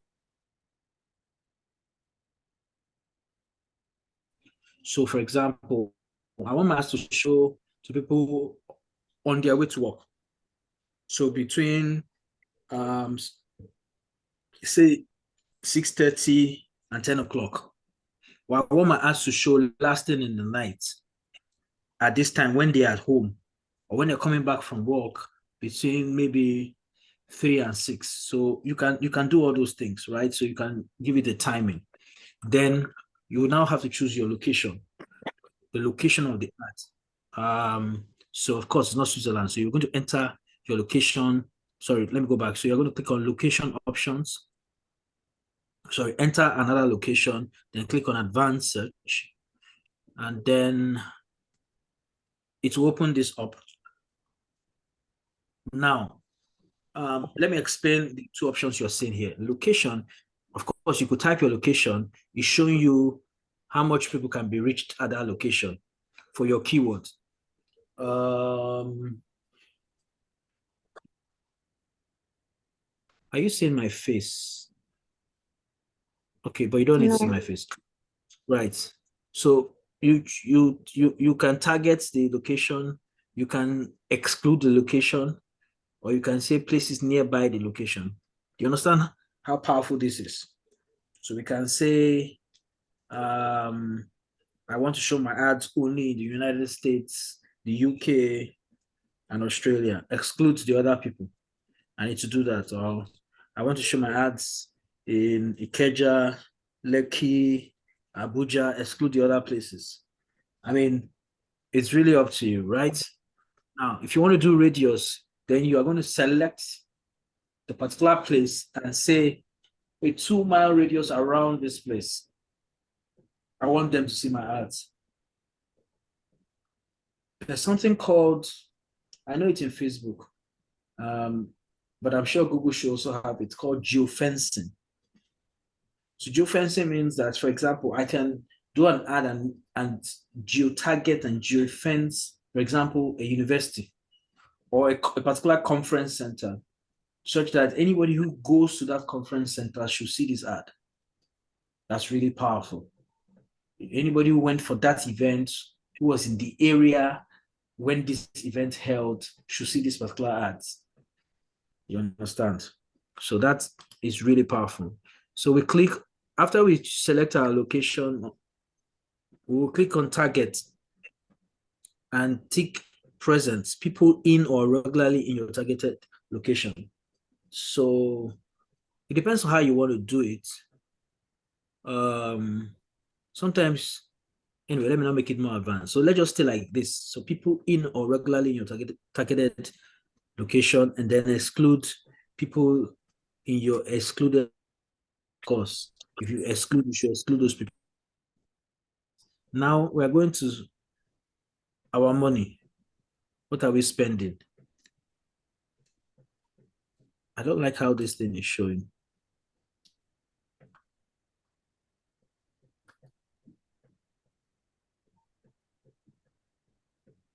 Anyway, it's okay.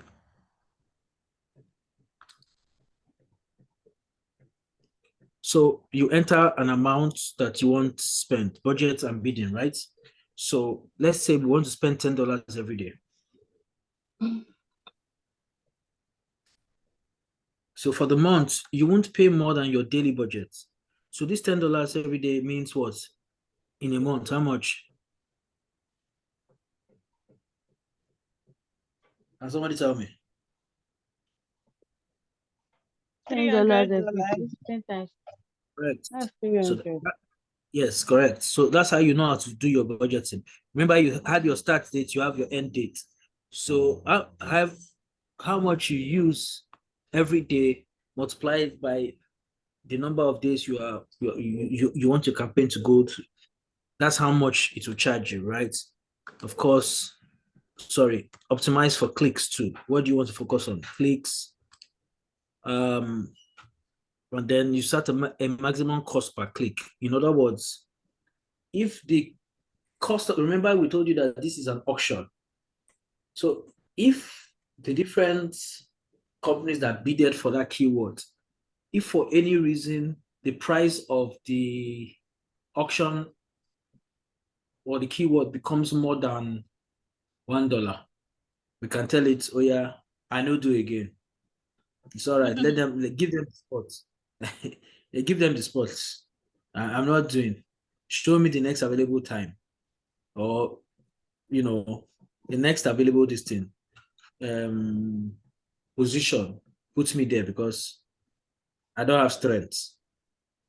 You understand? So you can control how much your bids are keywords, so it doesn't go, because you are not seeing when the prices, the auctioning is changing.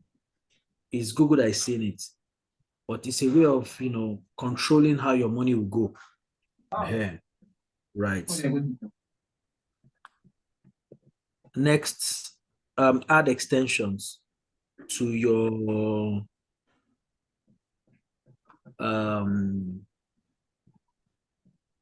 something missing here.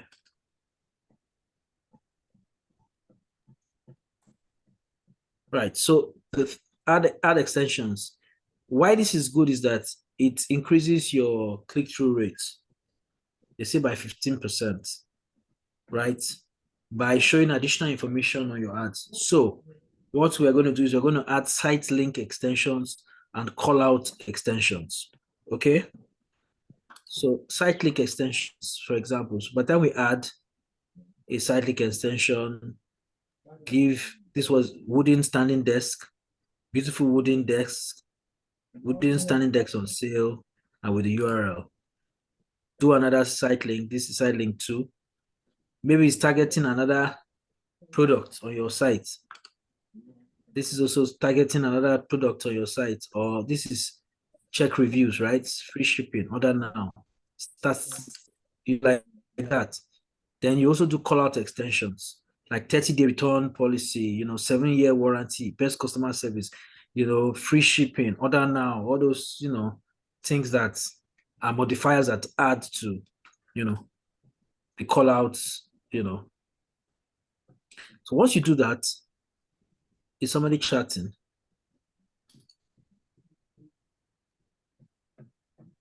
All right, no. Okay, so once you do that, you get to the ad group campaign. Remember, we're here all along. Now we're here, set up ad group. So in this ad group, what you're going to do next is name your ad group.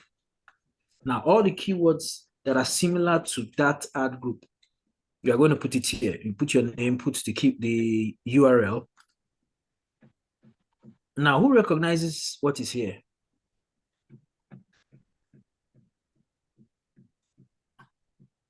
The broad match, the exact match. Variation in keywords that is there. Exact match, phrase match. And phrase match. Correct. So we have broad match here, we have exact match here, and we have phrase match here. So we are seeing for the broad match, you can see that anything that has a search with standing or with desk inside it, it should show them. Then if there's a standing desk, this is a phrase match, it should show them. Then exact match, standing desk, it should also show them, right? This is one ad group you have created. The broad match. Yes. There's broad, all of them are there, right? And then it's showing you how much cost per day. $10. You can see that's for that keyword. And I said the keywords, it depends on the industry, the country, different places, right? Then you do add new ad group. So that's one ad group. You do another ad group. Yeah, you said. Keywords, we have phrase. I'm confused with your question.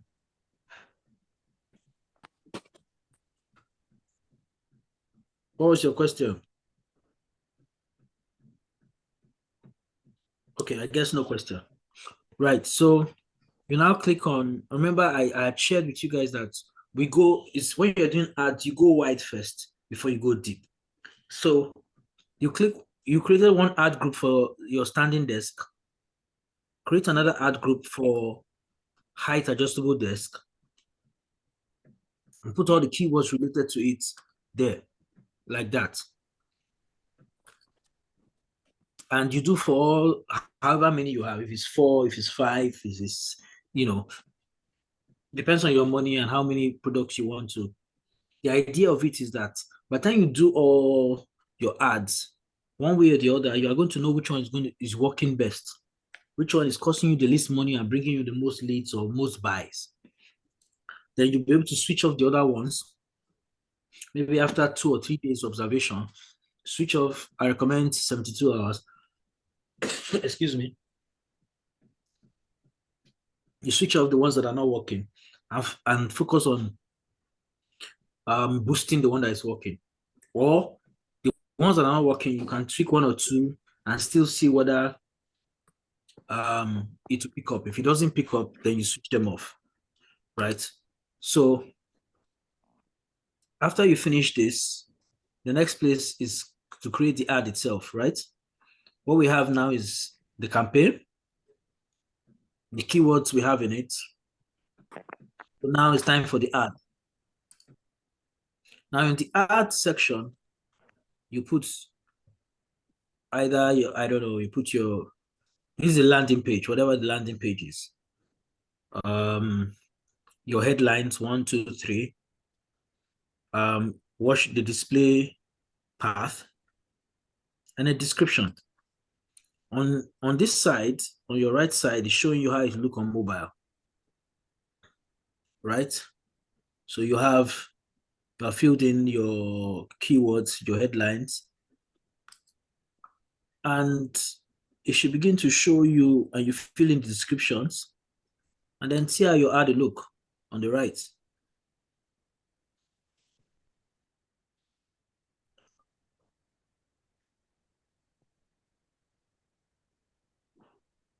If you switch to desktop, you can see desktop here. This is how it will appear in the search.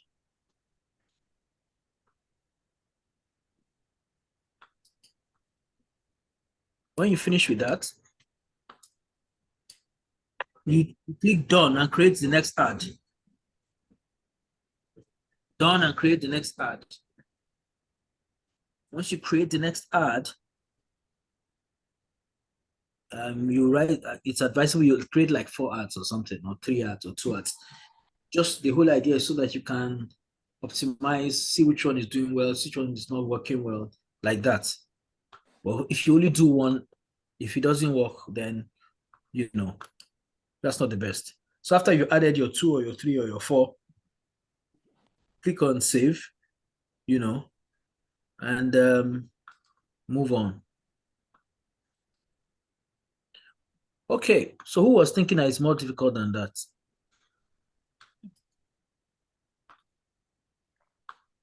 So I have a question. Yeah. Mary, no, we're not answering your question. Close your face. Don't even try. Okay, can you see my face now?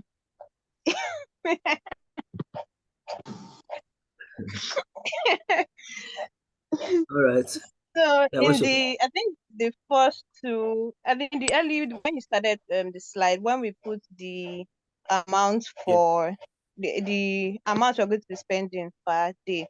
So in the lower section, there was somewhere there where they wrote select bidding strategy, and they put in brackets not recommended.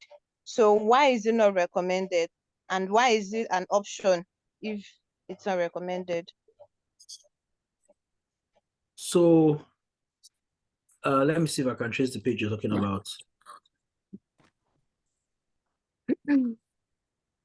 I have a question. So when you're done with the answers to Mary's question.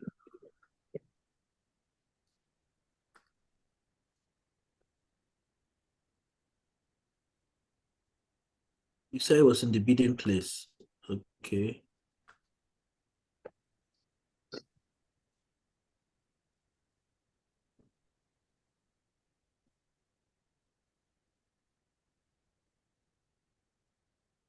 Okay. So, you know, let me use Facebook's advertising to explain this.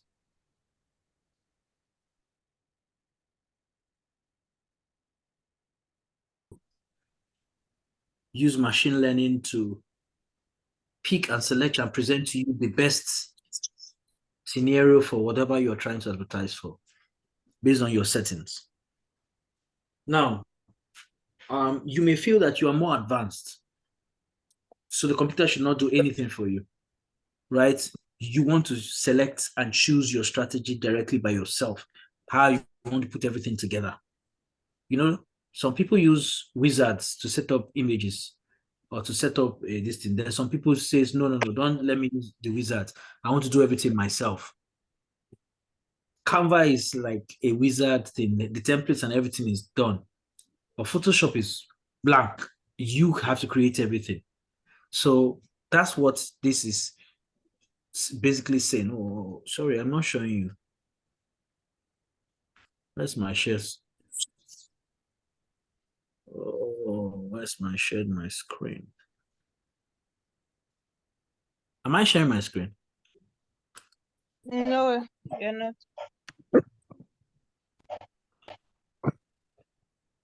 Right, this is the place you're talking about now. Not Yes, recommended sir. here.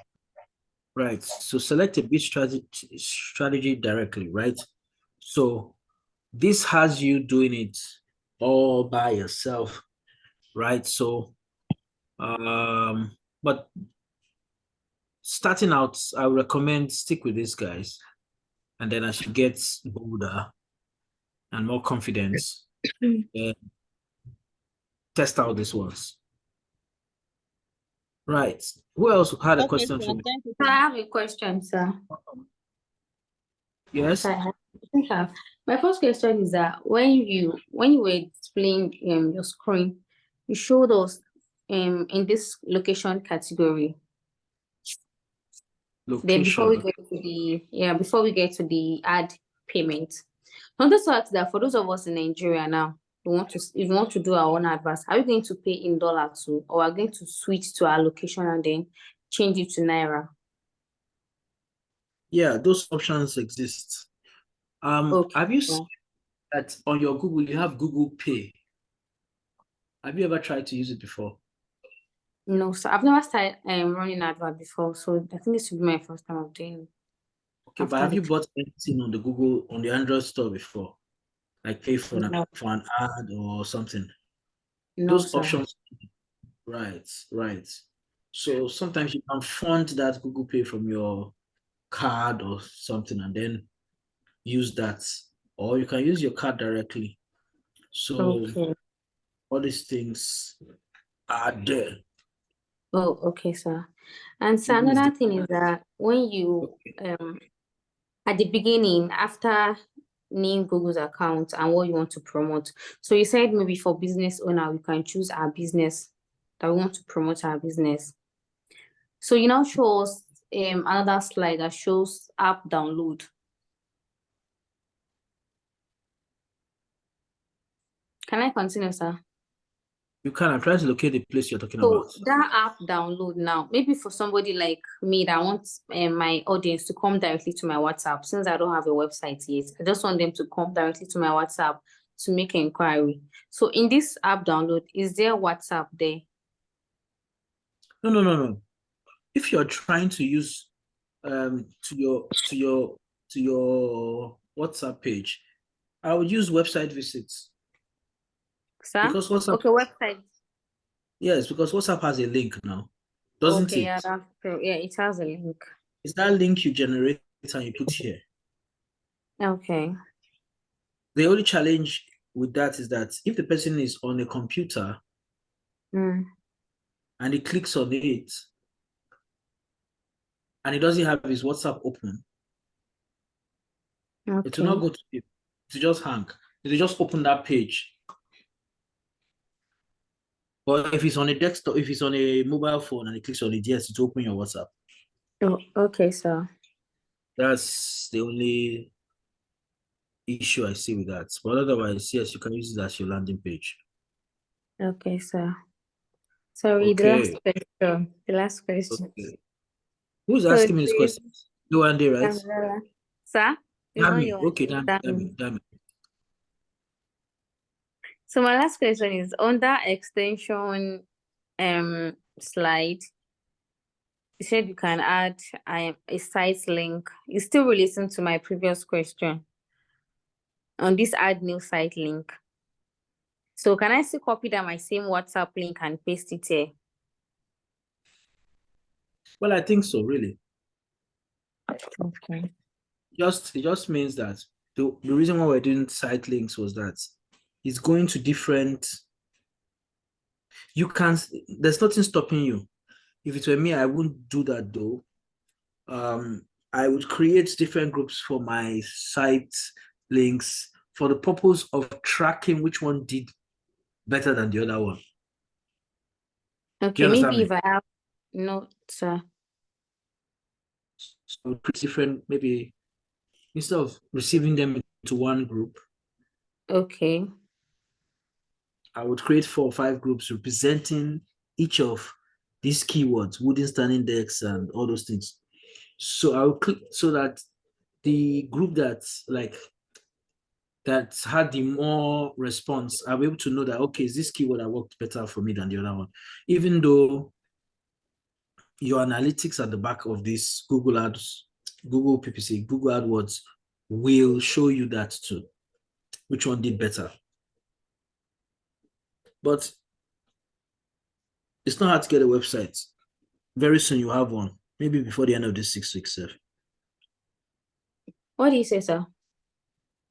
I said it's not hard to have a website, so very soon Okay. you'll get one. Yes, sir. So I would like get one very soon too. Who's that? Mhm. It's Margaret. We already have a group work to Margaret. do. Everybody will work on that.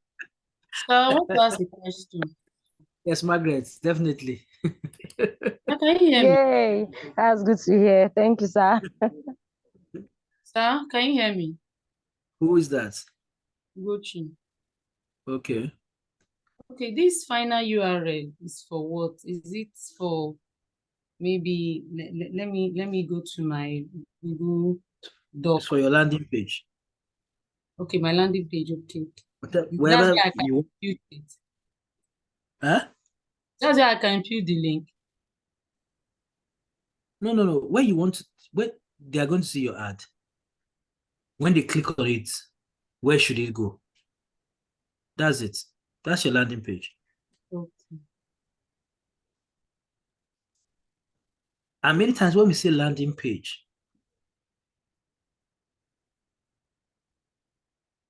what we are basically saying is that that page has one goal in mind. Hello? Hello? I can hear you, sir. Can hear you. I said, when we say landing page, we're basically saying that one page, that page has one goal in mind. No matter whatever you see on that page is directing towards one goal. Either buy something, opt in, click here. It has one message. On the homepage, your homepage may have different messages, but typically landing pages have one message. Either you see a sales page or an opt-in page.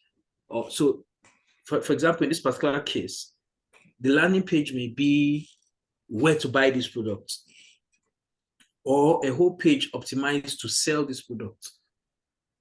One goal. It may be different messages, it may be different buttons, it may be different pictures, but one goal to get them to buy that product. So that's the landing page.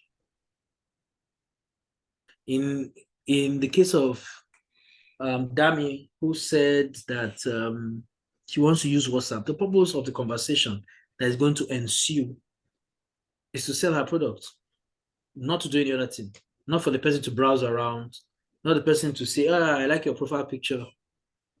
The one goal is to sell our product. So yeah. Your next question.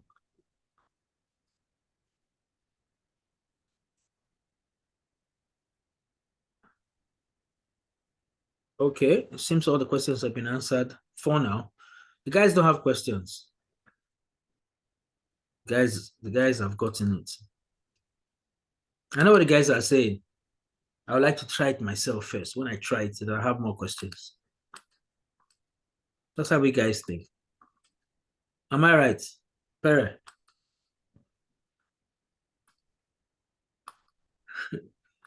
Is Pere with us?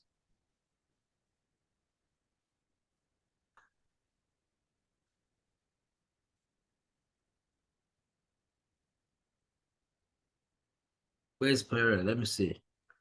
Yeah, he complained about the Huh? battery. He said his battery Huh? is going to. Can you hear I'm me? not hearing you. No, you are far away. He said he complained I said he complained about his battery. His phone, his Oh, battery. So I think he has lost power, but I don't know, sir. that's so painful. Okay, no problem. Okay, So so I want to say something. yeah, Gucci. Okay, our last class yesterday, so you were like saying you're going to share the video with us. So I don't know if most of us have it. Me, I don't have it. I haven't shared it now. It's the same group you are all on. Okay, Yes. even other one we did last week. Was it last week? No, this week. The slide. Which one is it? The slide for this week. I don't have the record. Which slide? Did I share a slide this week? The one Yes, we teach for this week now. for WordPress. Yesterday. WordPress was a practical class. It wasn't a slide. Was it a slide? Was it It was a on? practical class. The one we inserted Yoast SEO. Yes. Was it on Tuesday? Whichever day it was a practical That class. was What that was on Monday. It wasn't a slide. Because on Tuesday we have this in a virtual class now. We had a virtual class on Tuesday. Okay, what did you do on Tuesday? We talked about the OSEO tools, what we are using it for. So I needed the Anyway, video for it. have you observed the group that we are on? Have you gone through the videos that I put there? But Yeah, they've I've not checked. dropped the I recordings did. of the classes for Tuesday now. It has been Not just dropped. It has been dropped. The recording for Tuesday has been dropped. Please, if you have it, They just share dropped it it. back. It's Please. on the group. I'll Go to check the it digital and marketing. it's on the But just digital resend marketing. it again, please. I can't find Okay, it. I'll resend it. I'll check it and resend it now. All right, thank you.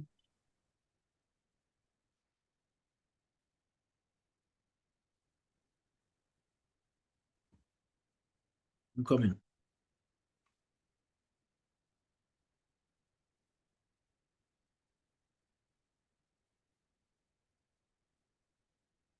I'm coming. Give me a minute.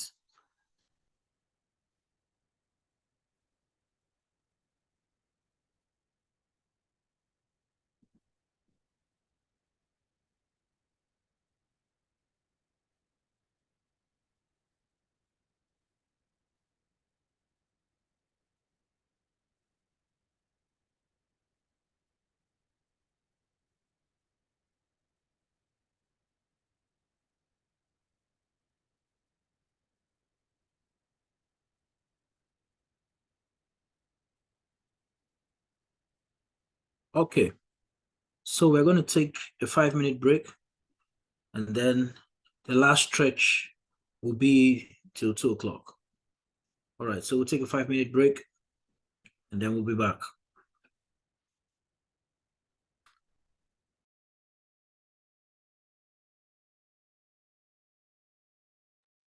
Go and charge your battery. If you don't know you have a meeting, get power bank, charge your battery.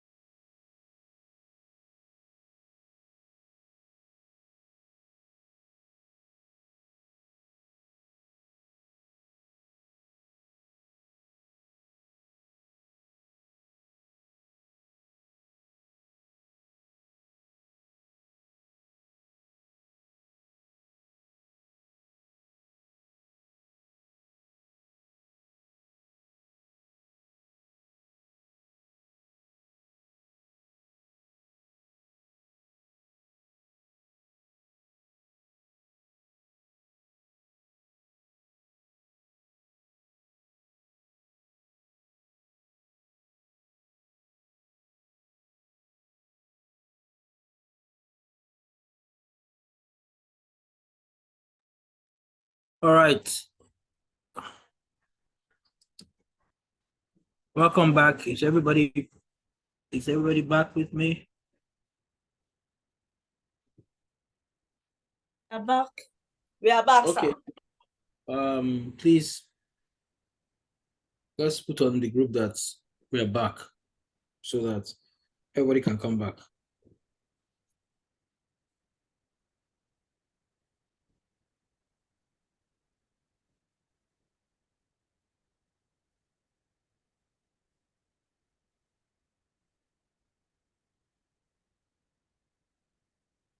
If you're back, give me, I'm going to start with the emoji that I think you should give me.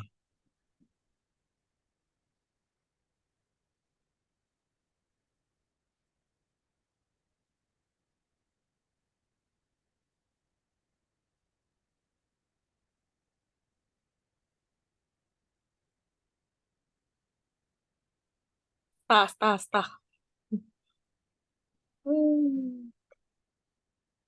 Some people never left. Okay. How many people do we have? This is what, 20 people. All right. I don't want anybody to lose. They'll start asking me later that do I have the video? Do I have the this? Do we have the that? You still ask for All right. videos. So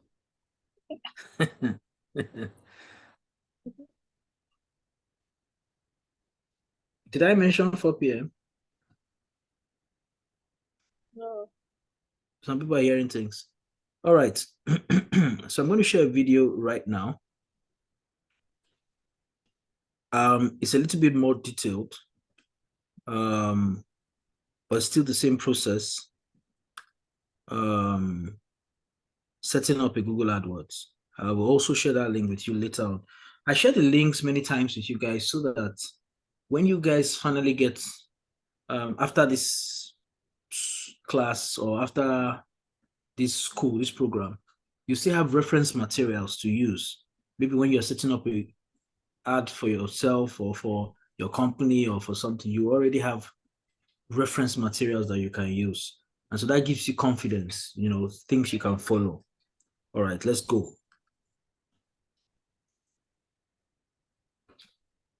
So in this complete tutorial, I'm going to walk you through step by step, showing you how to run and operate Google Ads. Can you hear the volume?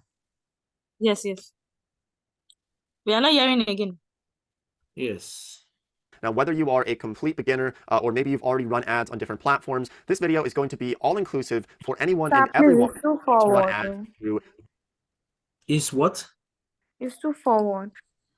What does that Too mean? fast. So I should slow it down.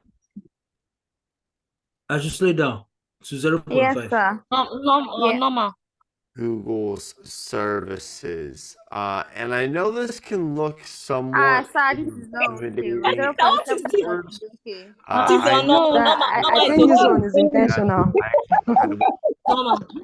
So in this complete tutorial, I'm going to walk you through step by step, showing you how to run and operate Google Ads. Now, whether you are a complete beginner or maybe you've already run ads on different platforms, this video is going to be all-inclusive for anyone and everyone looking to run ads through Google's services. And I know this can look somewhat intimidating at first. I know certainly when I first started running ads, I actually had to watch similar tutorials to this one, and it really helped jumpstart the process.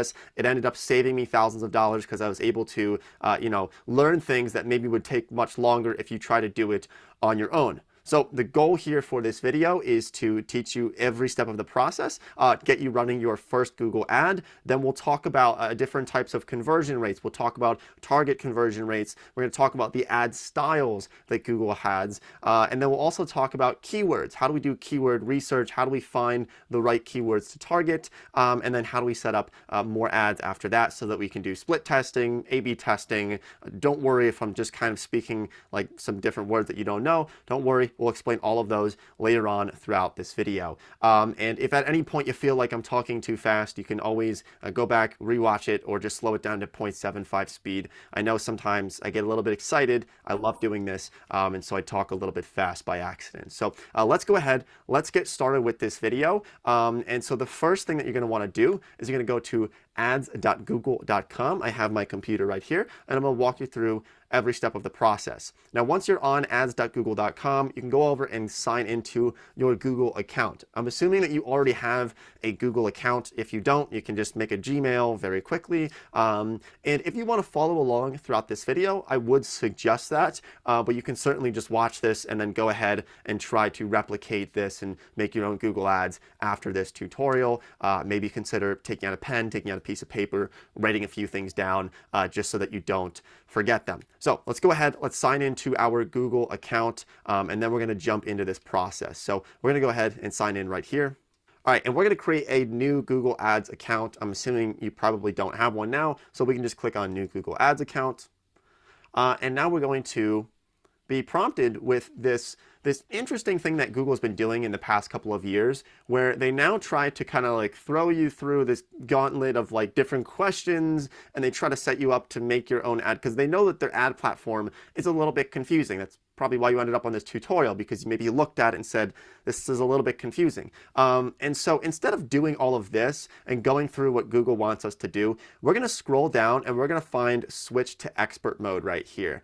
And the reason why we're doing this is because if you go through Google's little thing that they want you to go through, I find that people end up spending more money because Google, they make money when you run ads on their platform. So they're going to convince you to spend more money than you have to. I would suggest just switching to expert mode so that you can skip most of that and just get started running ads. And don't worry, I'll show you every step of the process here. So let's go ahead, let's click on switch to expert mode. And once we do that, we're going to see a variety of different options for what type of ads we want to run and what we're really going for, right? And so typically I end up just clicking on website traffic.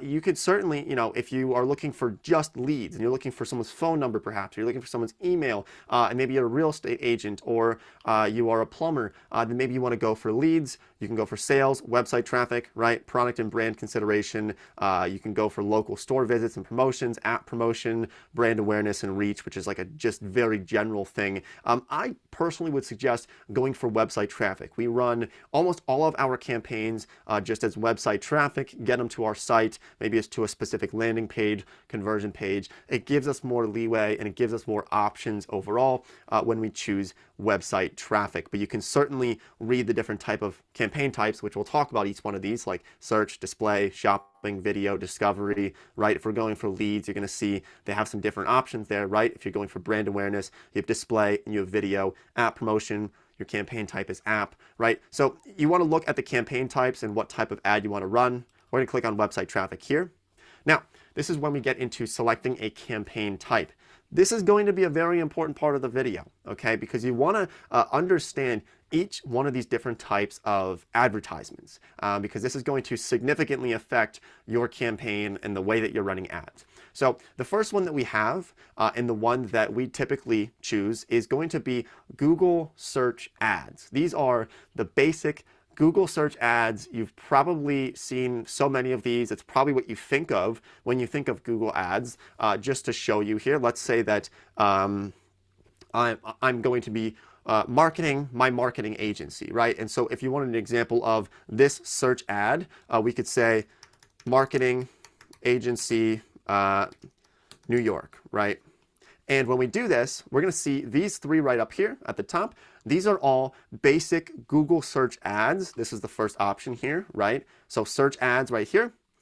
These are going to be the ones right here. We just see the basic text, right? And it comes up when somebody searches in Google, your ad will come up in one of these three. Sometimes there's four, sometimes there's two. It depends. But those are the basic Google search ads. The reason why I like search ads is because it's going to give you exactly what you want for people who are searching for something very specific. So when somebody searches marketing agency New York, I know that I can come up in that specific spot, versus a display ad, which might pop up across the web, right? So maybe you're reading a blog, or maybe you are on some news website and you see an ad that pops up on the side. That's typically what is known as a display ad. Typically, there's going to be some pictures. There's going to be like this box that you can click on. Sometimes people call these banner ads as well. That's not something that I really do too much of, because we like to focus on search.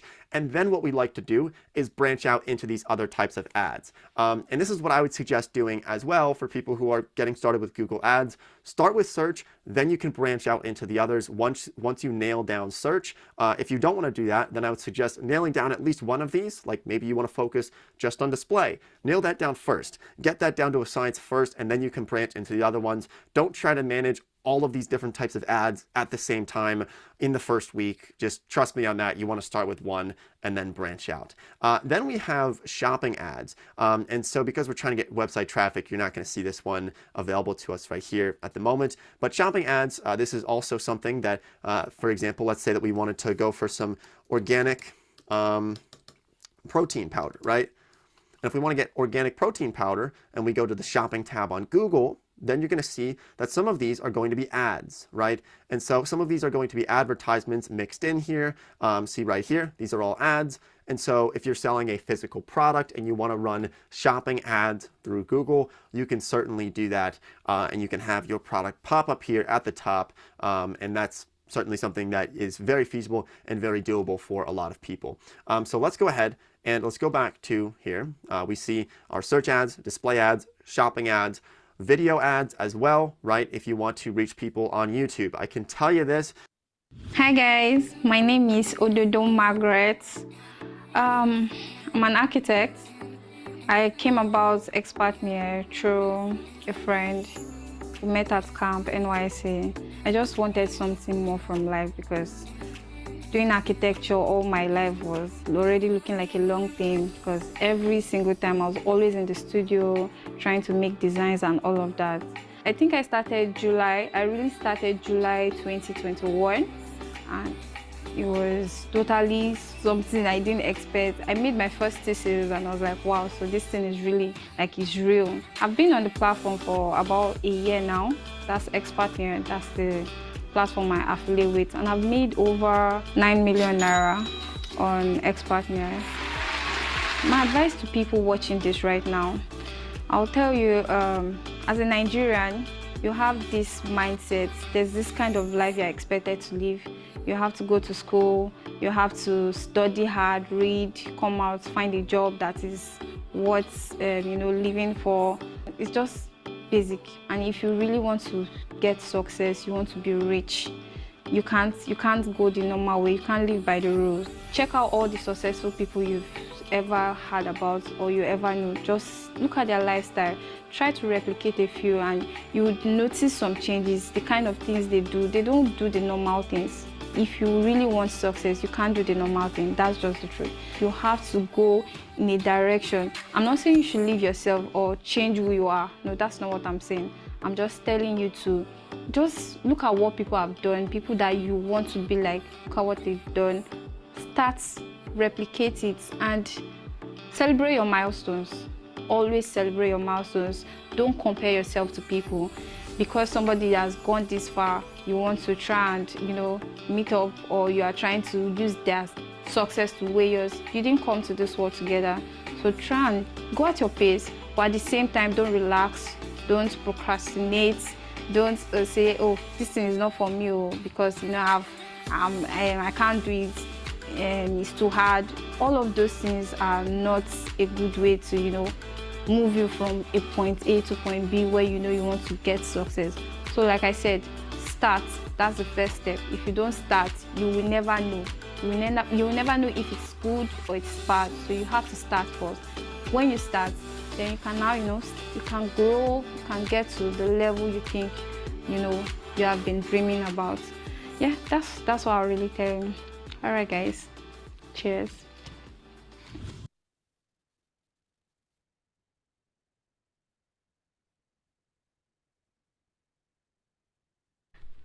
Are you coming towards the end of your career? and you're starting to worry that you've run out of time to build the life you always wanted. I got to 60 and it dawned on me that as things were, I was never going to have the house at the beach, the money to travel, or the pensions and savings that I needed in these somewhat turbulent times. But in this video, I'll show you how I managed to turn that around and get to the life I always imagined and the pension that I thought I deserved. You see, my wife and I, we sold up everything in London and bought a place out here in the Alentejo in Portugal, and we turned it into a cafe restaurant and a bed and breakfast. And then 2020, no guests, no income, literally on my laptop day after day watching my savings sucked out by living expenses. And there was nothing I could do. I mean, I couldn't travel to get another job. And then a friend of mine said I should take my experience and see if I can do something online. You see, the online world is booming. More and more people are going online. And I can't think of any career or any job in any industry that doesn't translate to an online income if the right skills are applied. So I thought, a good idea. So I went online, and after 2 or 3 weeks, I came across this crowd of people who offered to help. If you click the link below, might be above on your computer, I'll send you their details. And they offered some free training videos, chat groups, and some help. And it was really amazing. I mean, the whole thing has just changed so much for me. Now I know what you're thinking. You're way too old to ever go online. I mean, the kids these days, they're literally born with an iPhone in their pocket. They seem to have such an advantage. But they don't have experience. And you have experience, and it's so easy to learn the online stuff. You click and drag, you build things, you click, you move, and it all gets done for you on systems that have improved so much in the last 2 years. I mean, my wife and I now have 2 different sites, one of which, funnily enough, is helping people who run bed and breakfasts. I mean, because that's what we do here. That's the experience we have. And we've taken that experience and translated that into an online presence that earns us money, even when we're not there. I mean, it's Thursday morning, I'm having a walk in our olive grove, and somewhere out there in the interweb, my 2 sites are earning me money. It's amazing. It's something you can try. You can try it, especially if you still want to get to that house at the sea, money to travel to different countries and explore, and a pension and a bunch of savings that... YouTube ads are getting very expensive. I would know this because we have like 8 or 9 different YouTube channels, and we see the certain conversion rates and we see the certain ad rates across some of those platforms. YouTube ads are getting a little bit expensive. You can still do them. Obviously, there's more work involved with that. You have to make a video. You can't just do some basic search content. You have to actually make a video to run an ad with, and that does take quite a bit more effort. So it's probably not something somebody's going to want to do right off the bat. But of course, you can run YouTube ads or other video ads through Google Ads. And then of course we have discovery as well. This is for if you're looking for just like general, you're trying to get it out there. You can even advertise on Gmail and other areas as well. So they have some pretty cool integrations that we can use. Now I'm going to click on search. That's what we're starting with today. And once we do that, then we can fill in our business's website. Now, don't worry if you don't have a website up and running right now at the moment. That's okay. You can fill in something else, or you can just still follow along here because there's going to be some pretty important pointers that we're going to be including in the next couple of minutes here. And so let's go ahead. Let's fill in our business's website. For this example, for this Google Ads example, we're just going to use one of our websites for this channel, which is Central Media, and we actually do quite a bit of marketing for companies. So let's say that we want to market our marketing agency, right? And so I'm going to go ahead, fill in my website, and then we can click on continue. And so you can start tracking your website traffic as website conversions. You don't have to do this right now. You can skip over this for now. We can circle back to this. Let's go ahead. Let's click on continue because we're going to talk about the most important parts.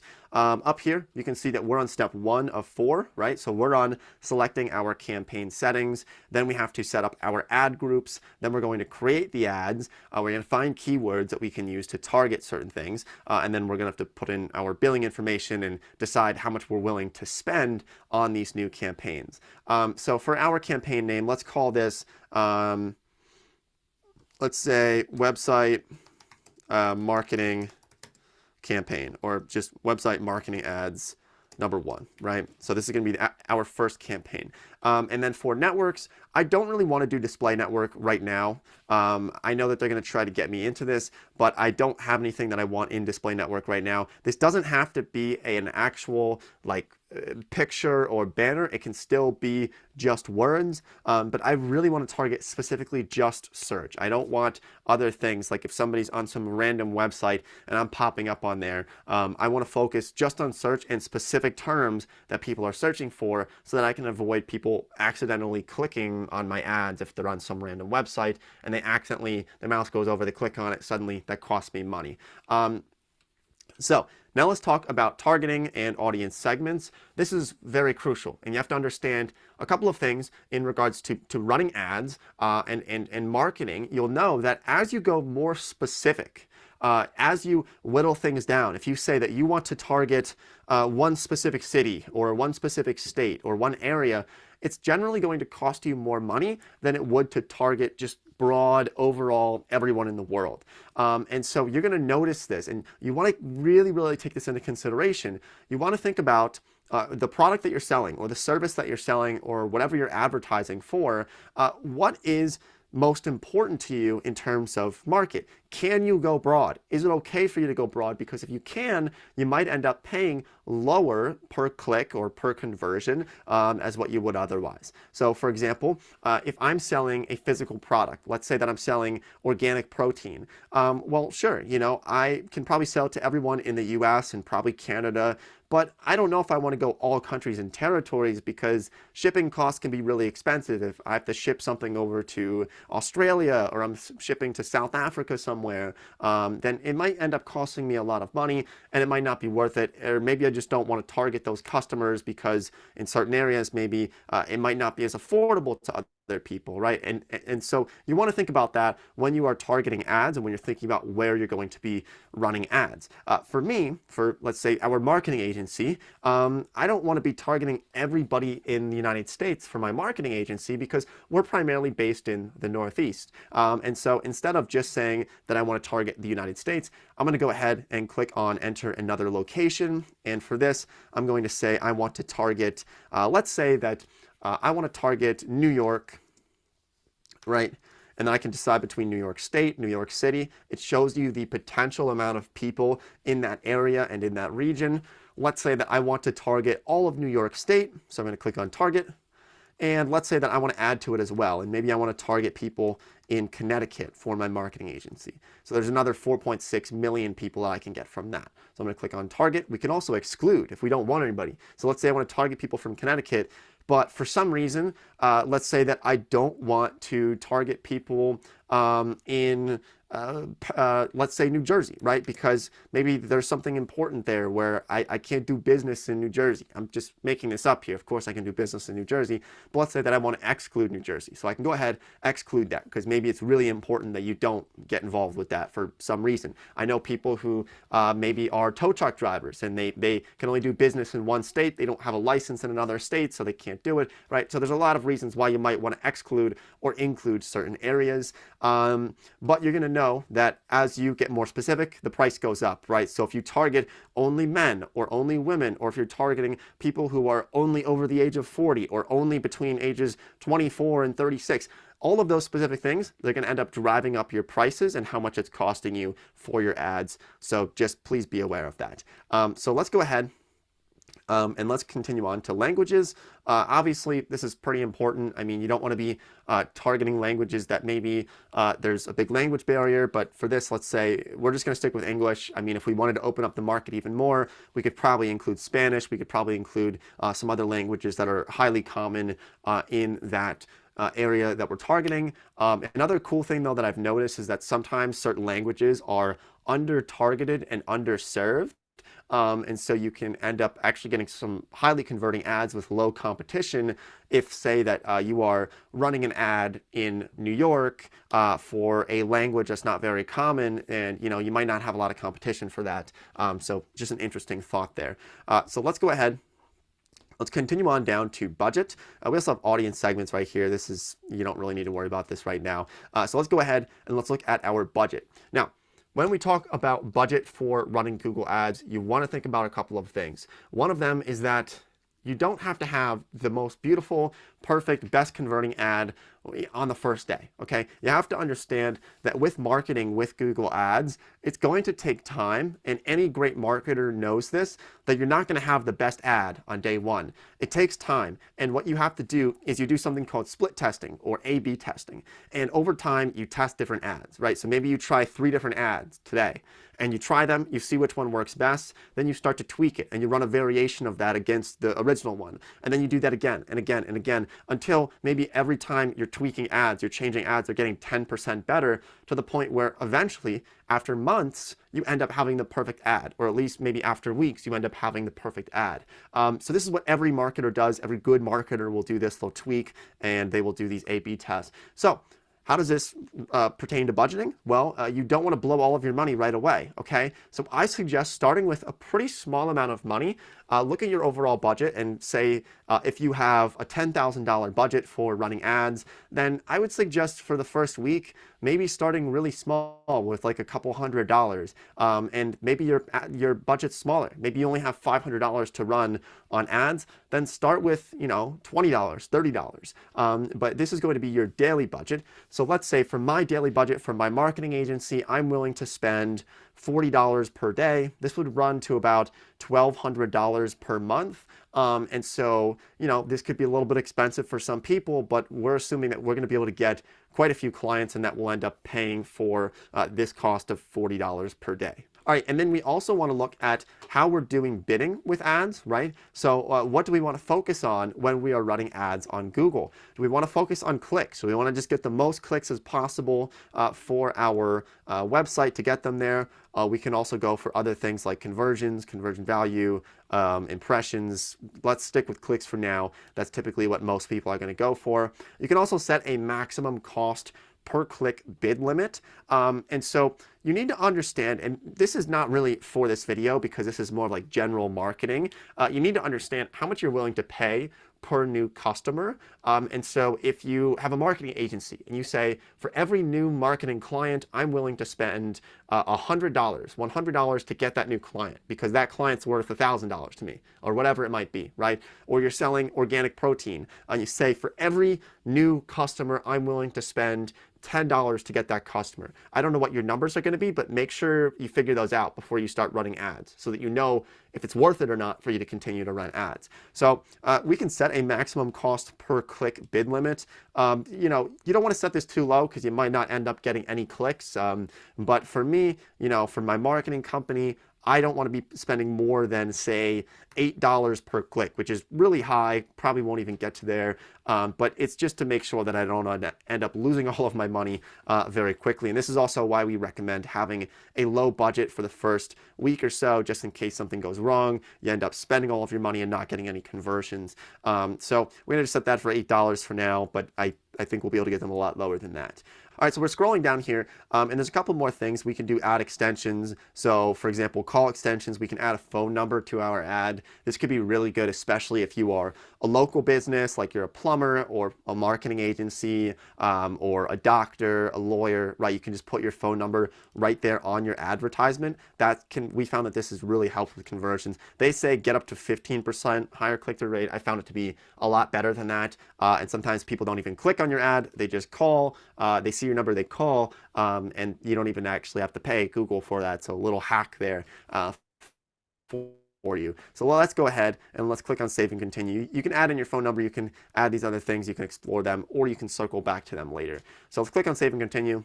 And we're still on step number 1 of 4, but we're moving on to step number 2 here, which is setting up your ad groups. So this is the fun part. To some people, maybe it's not fun, but to me, it's pretty fun. This is where we are finding our keywords. We're deciding what words do we want to target. When people search on Google for marketing agency, what's going to show up, right? And are we going to show up for marketing agency? Do we want to show up only when people say marketing agency New York? Do we want to show up when people say I need help with marketing, right? So we can decide when we're popping up in Google search based off of what people are searching for. So this is our ad group number 1. We can set up multiple ad groups. What Google has done here in this case is they already filled these out for us. We're going to go ahead, delete these. This is because they looked at our website, santralmedia.com, and they just said, oh, this is probably what they are looking to run ads on and what keywords are targeting. I'm going to delete those, and we're going to start to fill these out on our own. So here's really important right here. Down here, you'll see these 3 different options for how we type in our words, right? So we have just our generic keyword, which is a broad match. So for example, if I do, say, marketing agency, New York, right? So now, if somebody searches anything remotely related to marketing agency New York, my ad might show up when somebody searches this in Google.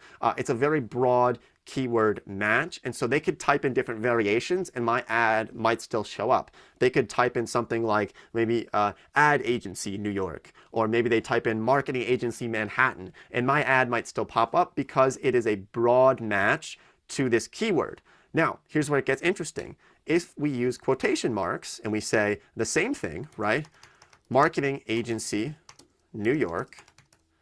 What's cool about this, now that we put it in quotations, this tells Google Ads that we only want our ad popping up if we have this phrase match, okay? So it has to be a phrase match rather than just like a broad overall similarity thing, right? So for a phrase match, somebody has to type in either marketing agency New York, or maybe they type in New York marketing agency, or maybe they type in agency marketing New York, right? But they're still using those words that are within those quotations. So we have the potential to show up with our ad when somebody types that in. So it's a little bit more specific. It helps us avoid those really broad ones. I tend to like to get more specific. Now, there's one more that we have here, and this is using brackets, okay? So I'll go ahead, look down here. With brackets, it's the exact match. So this would be, right, marketing agency New York with brackets around it. What's best about this, and the reason why I like going and using brackets for almost every time that I use Google search ads, is somebody has to type this in exactly how it appears right here. They have to type in marketing agency New York. And only then will my ad display. Only then will my ad have the potential to show up. This helps me because it ends up saving me money because I have more predictability. Because if you go for a broad overall match and you don't put brackets around these ads, you might end up having somebody searching for something totally different than what you're actually targeting. You know, instead of, you know, let's say, for example, somebody could type in how to start a marketing agency in New York, and your ad could show up. You don't want that because suddenly you end up having competition, right? But your ad might still show up if it's a very broad term and you don't have any quotations or you don't have any brackets around it. So that's why I like using brackets. You can target more specific people. So let's go ahead. Let's fill some of these out here. There's a number of ways to find new keywords for running ads. There's something called keywords.io. I know Neil Patel has something, I think it's Ubersuggest that he has, that's really helpful for finding keywords. You can also just go ahead and do a Google search for keyword finder, right? Best keywords for running ads. You can just search that on Google and you can find a couple of different tools. Google also has one. I'm going to show you how to use that and find new keywords in just a minute here. But let's go ahead and let's find a couple more terms that we can use here, right? So instead of marketing agency, maybe we want to do ad agency, right? Ad agency NYC, right? And we can just start to put in a bunch of these. I would suggest starting kind of as broad as possible. If you're using these brackets, you know, you want to make sure that you're getting enough search terms. Like, let's say that there's only 10 searches per day for ad agency New York City, right? That's not going to be very good for you because you're not going to get too many searches overall from that. So we have to fill out a couple more, right? So marketing NYC. And let's say maybe we want to target a couple more, like marketing agency Brooklyn, and maybe let's put some brackets around this, or let's put some quotation marks around this one, right? And so we can go ahead and just start testing some of these words out. They don't have to be the best ones of all time, like right on the spot. It's okay if you just fill some in now, go back and change them, tweak them, and find better keywords that you can target. All right, so we filled in a bunch of terms here, and let's go ahead. We can create a new ad group if you want. You want to start testing things right away. We're gonna stick with one ad group for now though today. We're gonna go click on Save and Continue. All right, so now we are on step number 3 of 4 here. We're actually creating our first advertisement with Google. And like we said earlier, this doesn't have to be the best ad of all time right off the bat. So you can just start by filling in some things that you think might work. And I would suggest doing a couple of different variations of these. So maybe make at least 2 or 3 and then run some tests on them and see which ones perform best and get the best conversions.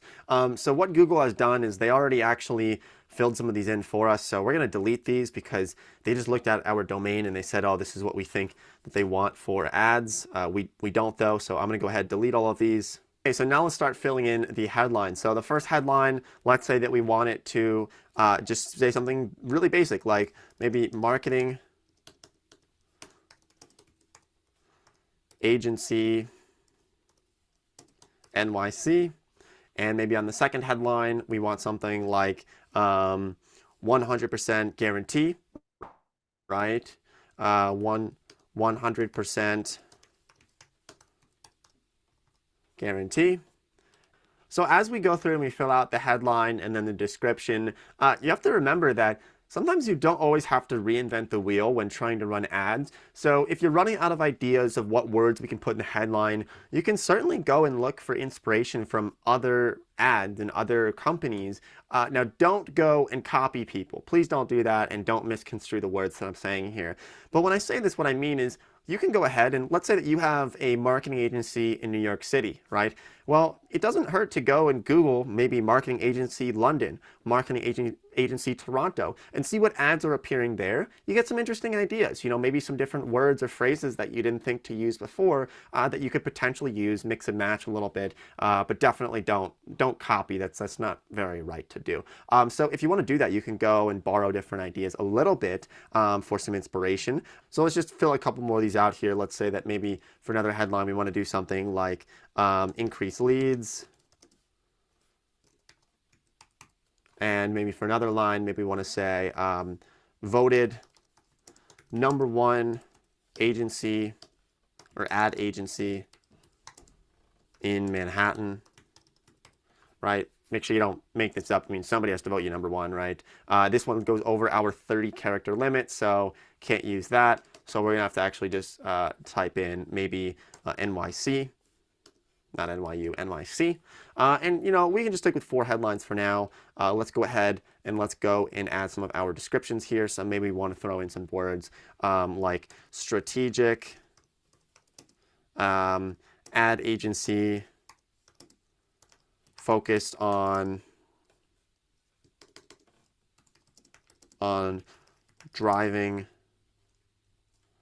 growth.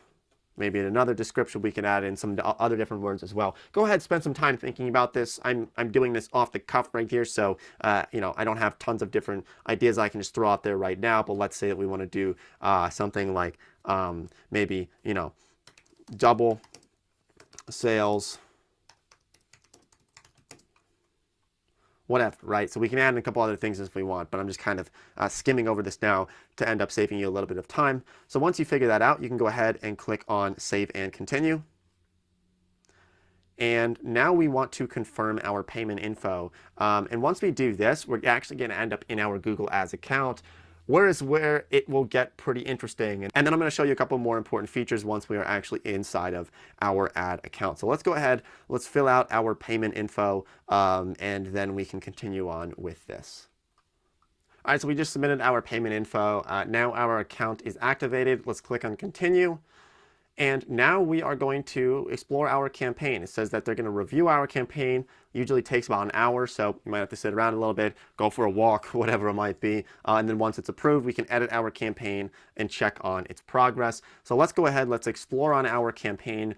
This is our Google Ads dashboard. This is what's going to pop up every time we come back into Google Ads, you can see our clicks, our impressions, our average cost per click, and then our cost overall that it has run for us. Here's our campaigns. We can view them. We can make more campaigns if we would like to. Here's our keywords. We can add more keywords right here in this dashboard. They just modified this whole new Google Ads dashboard. It's brand new. You know, we made a tutorial about this last year and it looked totally different. Are you a STEM professional and are looking to apply for U.S. permanent residency? Then it should probably stick like this for a while. So here's our different keywords. We have negative keywords as well. So this is something really cool that if you want to say that you don't want anything popping up in certain things, we can put in negative keywords, right? So maybe I never want my ad to show up for something like, you know, worst ad agency, right? Like worst ad agency NYC, right? Things like that. And I can go ahead and I can add this to my campaign, right? So we got to select a campaign, this campaign, let's add it to it. Let's click on save. So now I can block this word. Basically, I won't show up for this word. And you can go and fill this out if you feel like you need to avoid certain things like this. So let's go back and click on our campaigns, or go back and click on Google Ads, the logo up here, to take us back to our dashboard. What I would suggest doing at this point, you've gotten this far, you can run your ads through this dashboard. What I would suggest doing is go ahead and create a couple of different ads and then try and test those. There's a lot of tweaking, there's a lot of testing that's going to be involved. It's not something that I can show you specifically in this video here right now because it's something that's going to take weeks. Maybe we can do an update on this and I'll show you how these ads are performing in a couple of weeks. If you would like to see that, let me know down in the comment section. We can do like a more in-depth one. But this should really get you started here. This should get you started with running your ads. I really hope you found some value in this. One other thing I want to show you though before we end this, really important, is you go up to Tools and Settings up here. You see it in the upper right corner. We click on Tools and Settings, and then we're going to have something called the Keyword Planner. And so the Keyword Planner, let's click on it. This is going to help us find new keywords, and it shows us basically how much people are paying or what the average cost for targeting specific keywords might be. So let's say that I want to discover new keywords. I can also get search volume and forecasts. Really cool, right? I want to know how many people are searching for marketing agency New York. I can get that information from Google because they want you to run more ads. They want to give you information like that. So let's say that I want to find new keywords though. I can click on discover new keywords and let's say marketing agency New York, right? And this is the one that I want to search for to find new keywords. Let's click on get results. And now it's going to show us different variations, things that maybe we didn't think about, keywords that we can end up targeting in our ads in the future. So this one here, it looks pretty popular. Digital marketing, we can scroll this over. Digital marketing agency New York, marketing agencies New York City, digital marketing agency New York City, right? And then what's really important is we look at the average bids. How much are people paying for these advertisements? And so we can see the low range and the high range for how much people are bidding to get people to click on their ads. And you can see that it's pretty expensive. I mean, this is New York City. It's probably gonna be cheaper in your area. And if, you know, depending on the business that you're running, if you're running ads for your jewelry company or for your plumbing business, these rates are gonna be totally different based off of that. But you know, for example, digital marketing agency NYC gets between 1,000 and 10,000 searches per month, has low competition according to Google, and the expenses for us, it's going to be anywhere between $6 and $19.43 per click, per person who's clicking on that. So that's really not too bad. It's nice to have this information, and we can add these right here by using the Keyword Planner. We can add them into our new ad group, right? We can make a new ad group, or we can add them into an existing ad group that we might already have. So this is why I love the Keyword Planner. I would suggest going around, looking around through this a little bit more. You can download these as well. You can look for, you know, different time frames when people are searching for these. Once you do that, you know, that's just another great feature that you can have in there. So hopefully this video was of some value to you. Let me know your questions down below. You can always DM me on Instagram as well. I'll try to get back to you. I really do my best to get back to you. We've been getting flooded. Take note of his name because he's really good at it. So when we pick up next time, we would, of course, try these things again physically ourselves. Remember, we're doing mini projects, so we will still try it physically just to see how it goes. But folks, don't forget the assignments that we gave, the project. Maybe Dami can put it in writing and share it on the group. So can we see his name again? His name, okay.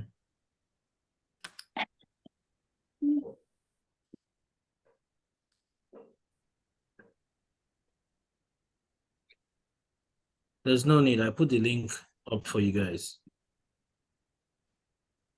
Thank you, sir. Yeah. So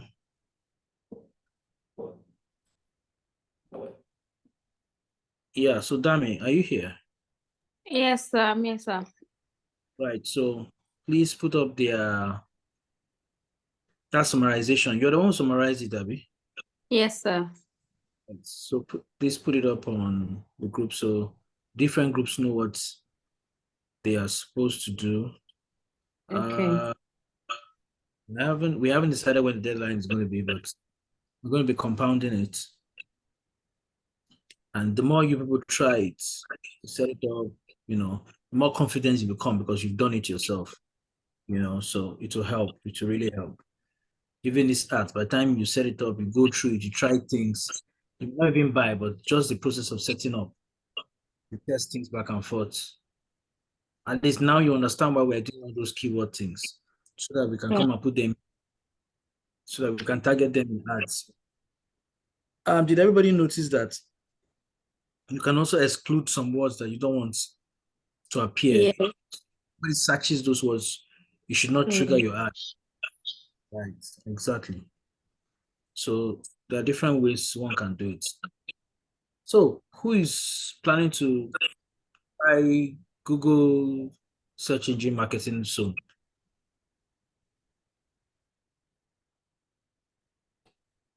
Not yet. Huh?